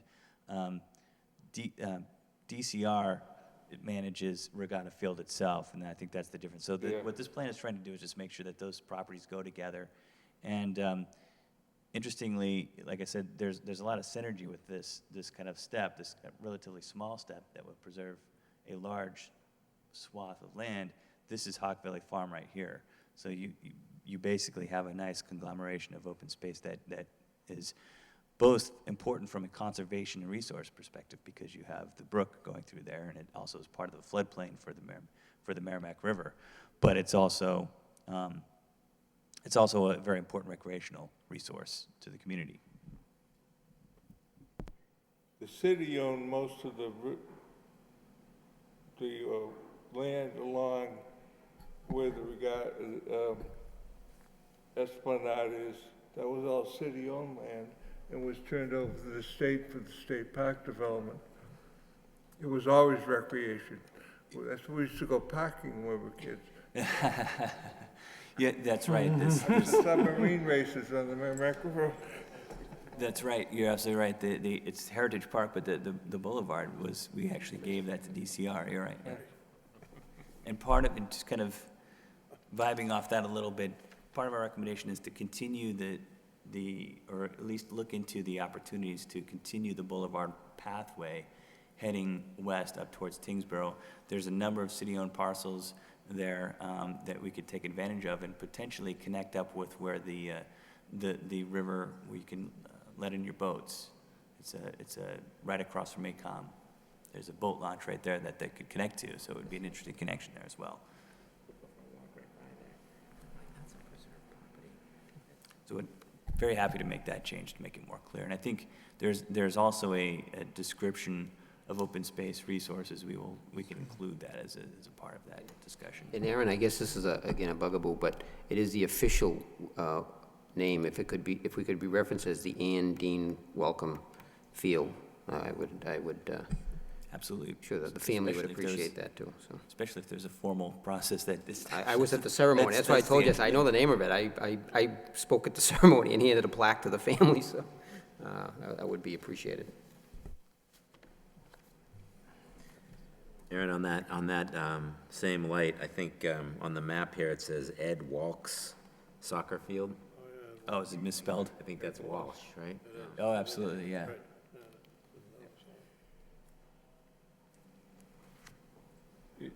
and protect, the Middlesex Street. Use the DPD commissioner. Yes, yeah, that's the Ed Wash soccer fields, correct. Thank you.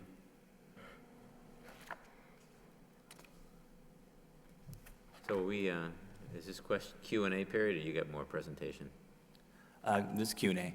Okay. So I had a question about the bike trail that you mentioned. You mentioned extending the Freeman Trail over to the Concord River Greenway and, through that way, which requires over road travel, correct? Well, there's a couple of alignments that NEMCOG has actually prepared a study for us. Originally, honestly, shouldn't say originally, a while back when the Concord River Greenway was discussed and put underway, the idea was always to connect that with the Bruce Freeman Trail, and it's a part of the base circuit trail. Originally, you're right, the connection was made through the city neighborhoods predominantly on the street. But what we've recommended, and we're currently working with NEMCOG, is to actually look at ways to provide a pedestrian bicycle only pathway that runs along the River Meadowbrook alignment. And then there might be some areas where it has to go on the street, but then would work its way towards the Concord River through the back central. There's some city properties owned up there already, open spaces that are already owned. And so there's some opportunity to make that connection. It's not an easy connection, but I think there's a couple benefits to it. One, we have the DOT has the Lowell connector right away, which there may be some areas there that we can utilize. There's also a couple large property owners along where Target is that we may be able to work with, and if they were willing to work with the city to provide some space for a pathway there, that's a significant distance that we could take advantage of. And then finally, there's the Tanner Street initiative that talks quite a bit about providing better access to the River Meadowbrook. And under a potential urban renewal plan, we would have a lot more tools at our fingertips to actually make that happen. Yeah, I think that would be a terrific addition to the city to have that bike trail extended into the downtown. There is a rail bed up there on the other side of the Cross Point property, an abandoned rail bed that you can follow all the way into the Gallagher terminal, which I always thought, I can remember, 20 years ago when I was on the city council, walking that with some folks who had the idea that they wanted to continue that trail. That was before the Freeman Trail was complete. Right. So that you could access the train station from the Freeman Trail, which I always thought would be a great idea. Has that been abandoned? So a portion of it has. There's the section just where the rail line crosses over the River Meadowbrook from Cross Point towards about halfway up the backside of the Target Plaza, the Meadowbrook Plaza. That has been abandoned by the railroad company that owned that, right. And it's essentially been taken by the private property owner adjacent to it. A couple of them, it's not just one of them. So I think that's something we looked at a number of years ago as an opportunity, and we would like to have that opportunity now, but since that property owner owns that and is actually putting use to it for parking, I think a better connection for us just from legal access would be along the river. But that's a great, that was something that was looked at a number of years ago. That would have been a perfect connection to the railway. Too bad. Maybe in the future it can be. Yeah, there were some small challenges as you got closer to the Gallagher terminal, as far as access and getting from that to the actual Concord River Greenway. There were some serious challenges, but that southern 2/3 of it was a very good opportunity. Let's see. I was curious about this environmental justice map that was on page 18. I didn't really get it. I'm not really sure what it shows. Can you kind of explain? Those are federal designations. Okay. Environmental justice is basically not targeting certain areas for all the bad stuff. Right. low-income housing and stuff like that. Has nothing to do with the environment, right? Yeah. What it The has to do social with the environment environment. is that, yeah, the idea from an environmental planning perspective is that not all the noxious kinds of uses are concentrated in these usually low-income, minority, non-English speaking populations. You'll notice that the districts are kind of broken up, and you're absolutely right, Bob, that it's a federal designation. But, you know, these populations are broken up by the majority of the population being minority. This is kind of the kind of light yellow, or minority and low income. That's the orange districts. Kind of a light brown is minority and non-English speaking population, and then the dark brown is where the populations are, you know, more than 50% that are minority, low income, and non-English speakers. Okay, that's clear. And I guess the only other question I had was with regard to the action plan. And it seems like a very aggressive action plan. Are there truly, you know, plans, or is it just kind of a wish list? So it is aspirational, there's no question about it. There are a lot of these actions on here that we want to look at and kind of push, and they're big ideas. It being a 5-year action plan, is all this going to get done? Probably not. Yeah. But there are plans in place. So, for example, one of the items on this that's a short term, to the next 1 to 3 years, is to implement the recommendations of the master plan for South Common. So there was a master planning process for South Common a couple of years ago, and there's specific improvements that came out of that. And so after we get some of the Concord River Greenway, the next big project will be the South Common, and there are plans in place for that. So many of these, particularly the more specific recommendations about a particular parcel or open space, there actually are plans in place for that. I see. Okay. Another thing that came to mind as I was reading it yesterday, and by the way, I thought it was very well done and very comprehensive. I learned a lot reading this, not just about open space. There's a lot of detail in here about a lot of stuff related to Lowell, so it was worth the read. The maintenance of our existing open space, like for instance, the trash at our parks. I didn't see any mention of that. Maybe I missed it, but I didn't see any mention of you know, plans to do that. Is that something that just drives me crazy? You know, I was out my son played baseball at Hadley Field this year, and it was a league where folks come from outside of town, you know, it was a team from Portland, Maine or something like that, came to Hadley Field Saturday morning. Barrels are all overflowing. There's trash lying all around the ground. It's kind of embarrassing. You know, I think that that's something that it makes the open space so much more appealing if we can just take the fundamental level of maintenance on our parks. Yeah, so there's an objective in here that addresses that, but there isn't really a specific action item that says, here's what we're going to do. We need to work with the Parks Department to come up with that plan. And I think as often is the issue, it comes down to how are we going to fund that. So there's a couple things in here one thing that comes to mind that we could look at and consider, and I think this is going to be a larger process with the community, is whether or not the CPA, the Community Preservation Act, should be considered in the city. There's been some significant changes made to it recently that opens up how that money is used, including using it for maintenance, whereas before it was not allowed to be used for that. So that's something that may be worth considering now that that's a change. So, you know, that's one thing to help at least finance it and get some federal dollars, not federal, state dollars involved with that. There was a study done, I think it was the Middlesex Registry of Deeds did a study on how much money is leaving the city of Lowell because we're not a CPA member. It's something like $2 million since the inception of the program that have gone out of the city to typically rural, suburban communities in the district, in the county. So it's something worth considering. Our recommendation is that we could take another look at it because of these changes and because of the needs of the community. It's agreed that maintenance is something that we need to take a closer look at. But if there's something we can do to strengthen this, I'm happy to take a look at that, because that was a challenge in coming up with a specific action, was identifying how we're gonna do that. Right. There's other smaller steps that we can take with trash. So the big belly barrels that you see at Shed Park, there's some downtown.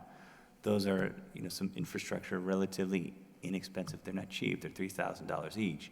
But they can accommodate a lot more trash and maintained less frequently than a regular barrel. Wow. It keeps it inside. So those kinds of small changes are part of this, but a comprehensive plan for that is not really in there. Okay. And finally, the only other thought I had as I was reading this was, we're kind of limited as to what open space we have, but any thought about sort of limiting infill or taking steps to limit infill in our neighborhoods, even though land is privately owned, right? It still provides passive open space for everybody to kind of look at and feel a little bit more comfortable in their environment. Is that? So a lot of those kind of land use questions that deal with development and private property, we kind of left for the master plan update, which includes those kinds of issues more directly. We try to focus this on, kind of accumulating, either putting through actual fee purchase by the city or by the state, or through conservation restriction, open space parcels that would be then either specifically identified for conservation or recreation, not talking about land use questions for density. So that's not in here to answer your question. Okay, all right, I understand. All right, thanks, and again, great job. I thought it was well done, and obviously a lot of work went into it. Thank you. All right, first of all, this regional context map, this is one of the best maps I've ever seen. Whose map was this? Which one? The regional context map. The neighborhood planner, the associate planner, Swati Joseph, put this together. This is excellent, an excellent map. What it shows and what it does not show, so that you can see what it is actually showing you. This map, better than anything I have ever seen, shows you where Lowell is and what is important in where it is. The rivers, the rail line connecting Lowell to Boston, the various highways, locations of the airport. This is just very well done. It just jumped out at me. This is as somebody who's worked with maps frequently, this is a very nice production. Thank you. Everything else I have to say, I'm going to unsurprisingly talk about street trees and sidewalks. Looking at the public opinion survey, the use of sidewalks is identified as the most common action in the open space survey. People jogging, people walking. The city's streetscapes, their walkability and their appearance, are the most important factor that was identified in people's choice of where to live. The plan uses the term in a number of places, thinking about in terms of green infrastructure. It's a very important concept, green infrastructure. A very important part of that is the idea of greening our gray infrastructure. And I think it's important to give that equal billing as we think about open space in Lowell. I understand that the purpose of a document like this is largely to access grant monies available for open space purposes, recreational purposes. And I feel that it's important that to make sure we are discussing these issues of street trees and sidewalks as top-tier concerns for the city of Lowell in pursuing recreational grants, considering how important they are as the recreational and open space assets in Lowell. So just as some examples, in the vegetation section, Lowell's urban canopy is not mentioned. In Section 5, inventory of recreational lands, which is mostly a listing of the parks and the designated open spaces and, that are in the city, and that's what it should be. But I feel that some verbiage about the importance of the public right-of-way and sidewalks as crucial recreational, even open space resources would be appropriate there. Environmental challenges section. The lack of a canopy, the lack of street trees in certain parts of the city is arguably the most important environmental issue in Lowell. When you think about the air quality, you think about the water quality issues, you think about the impact of living in a gray area on the people who are there. That is a crucial environmental challenge for Lowell. And so in addition to mentioning these things in the in these various inventories, I also think that it would be important as a reflection of what's important to Lowell, but also to keep our options open in terms of what grants can be pursued and what they could be applied to, that when in the goals and objectives section and the 5-year action plan, some goals and objectives referring to sidewalk projects, referring to street trees, particularly in goals 2, 3, and 5, it would be appropriate places to bring those up, just so that if there is an opportunity to pursue something for, to pursue a grant which is dependent on mention and being discussed in the open space plan, but which has or addresses a sidewalk or a street tree issue, that we would not miss out on qualifying for it just because it didn't appear in the plan.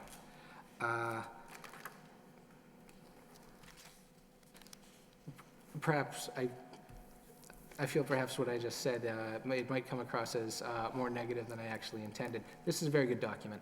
I'm very pleased with what I saw here. I just wanted to make the push for that because I felt that given the very high priority that, and I'm pleased to find it's not just me, the very high priority that were put on these concerns in the public outreach process, that they should have an equal priority in the inventory and action planning. I think that's a good point. Each of those goals you mentioned, and particularly one that talks about infusing green infrastructure into the public realm, is specifically meant to talk about streetscapes and public shade trees. Excellent. We can be more explicit about that. I think that would absolutely be appropriate for this plan. And we would use this for other grant opportunities as well, not just the park grant. There are grants available through the Department of Conservation Services, and I think DCR as well, to do things like a tree inventory, a street tree inventory, which is a recommendation is to actually complete that. We don't have a completed one right now. Update our tree ordinance so that we provide a little bit more proactive replanting scheme, or be a little bit more proactive on requests to remove public shade trees. So there's definitely some things in there, but I think I agree with you. Our goal can be a little bit more explicit about that. I think that being explicit about that in this document is important to be, where it's going to be looked at by people from the Department of Conservation and Recreation who spend 38.5 of their 40 hours a week dealing with parks in suburbs and towns are not, it's just, that's just not going to be obvious to them that that's what our intent is, unless it is made very obvious. One final thing on the action plan map. I like maps like that, maps with arrows, maps with conceptual arrows, showing we want to have some kind of connection between this and this. I recall in the 2003 Comprehensive Master Plan, there was a big arrow that from the state forest traveling south to the riverfront. The idea was you want to build up a connection through there. There are, 2, 3 protected open spaces between there that could maybe be linked along a road. Was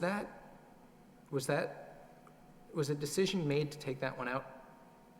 So I think what we try to do. Lost open spaces, I'm familiar opportunities? exactly. Yeah, I'm familiar exactly with the plan you're talking about, and or the map that was included with the master plan. And the concept with linking the state forest and the Merrimack River and the open space facilities we have on the Merrimack River was something that we wanted to continue in this. What we try to do with the more conceptual way of making that connection is lining that up with some of the larger open spaces that we have existing and potential opportunities such as the DOT property, and then focusing along the actual corridor itself. So in this case, you'll see that the arrows are kind of running along Clay Pit Brook and along those open spaces, as well as the kind of edge of the floodplain. So that's why it's kind of focused, that it has more of an east-west direction You're right. to it. It's trying to respond to the fact that the Clay Pit Brook is an opportunity, a great opportunity for both conservation and recreational facilities, but a way to actually connect habitat and vegetation in a corridor from the river to the state forest. That doesn't mean we wouldn't look at other opportunities for making that connection, but just from showing this, we were really trying to make it a systems-based approach. Excellent. Okay, okay, that's what I wanted to confirm, that there was a decision that was made based on on considerations, and it's clear that that was, and it sounds like a very legitimate policy decision that that connection should follow the brook. Okay, thank you.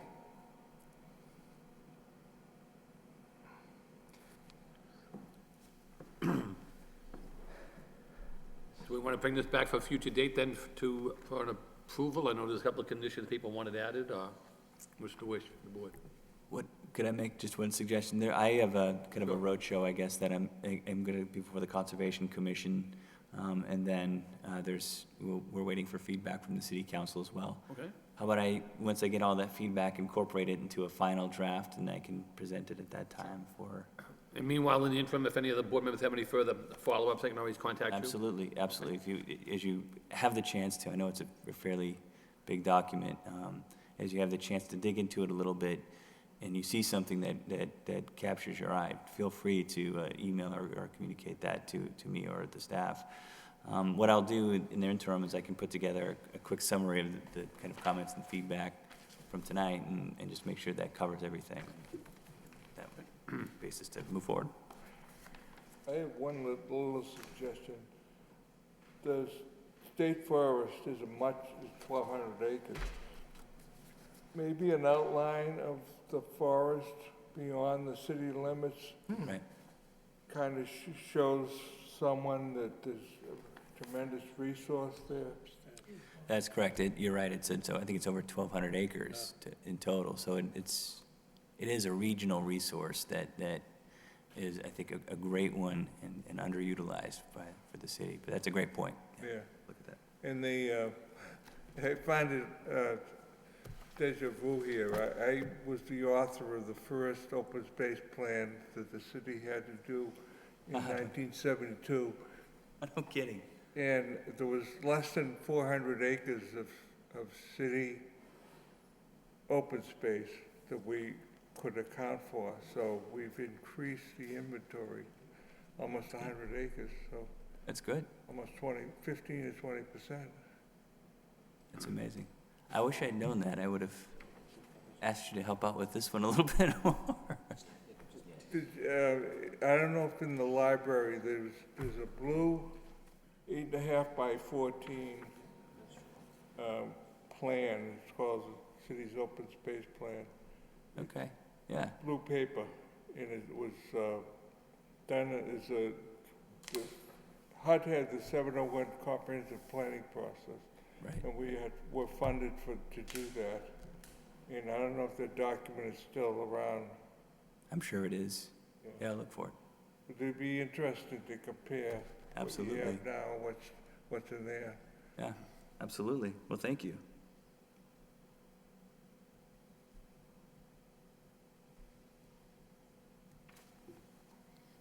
Okay, moving along under other business, we have noticed some abutting towns, we have no, in our packet, we did have, an approval of an A&R report, we can just place that on file. And any updates from any of the other board members, from many of the committees there are? I have one item. Sure, if you would, Rich, go ahead, please. I'd like to reference the June 17th, 2013 minutes. Had a project, the Coalition for Better Acre on Gorham Street that they had downsized from an original to 24 units, a kind of an interesting situation cropped up relative to a meeting with the Lowell Heritage Partnership, which I sit on the executive board there. Lowell Heritage Partnership was founded in 2000 with a charter to preserve Lowell's cultural, architectural, and environmental resources. And we've done a lot of things. We've done, working through the historic board, we restored some of the mayoral portraits that sit in the mayor's reception room. And we've done a few other things, and a proposal was put forth that relative to this project, there are trees in the back part of this property. The Lowell Heritage Partnership would be willing to fund the relocation of some of those trees, if practical. And it was brought to my attention at a recent historic board meeting that it was relative to the Chestnut Street property, the enclosed property, that the developer there, the architect, was Matt Hammer, not sure what he's, said that there are new technologies available for relocating trees and things. No more detail than that, but where you couldn't take a sizable tree before and replant it, not a big huge one, but today you can. Yeah, the equipment's bigger. Equipment and whatever they do, you can relocate trees. So just to bring this to an end, the Lowell Heritage Partnership would be willing to fund that. That's really good to know, but I think, Make that an official part of that. thank you. So if and when that comes up, we can be in contact. We may see a building permit application for that project relatively soon. There was I a, hope it goes through. I mean, they had funding problems, I think. well, yeah. Thank you. Any further comments? If not, we stand a motion to adjourn. Motion made in second. Second? All in favor, say aye. Aye. Good night, and thank you, everyone.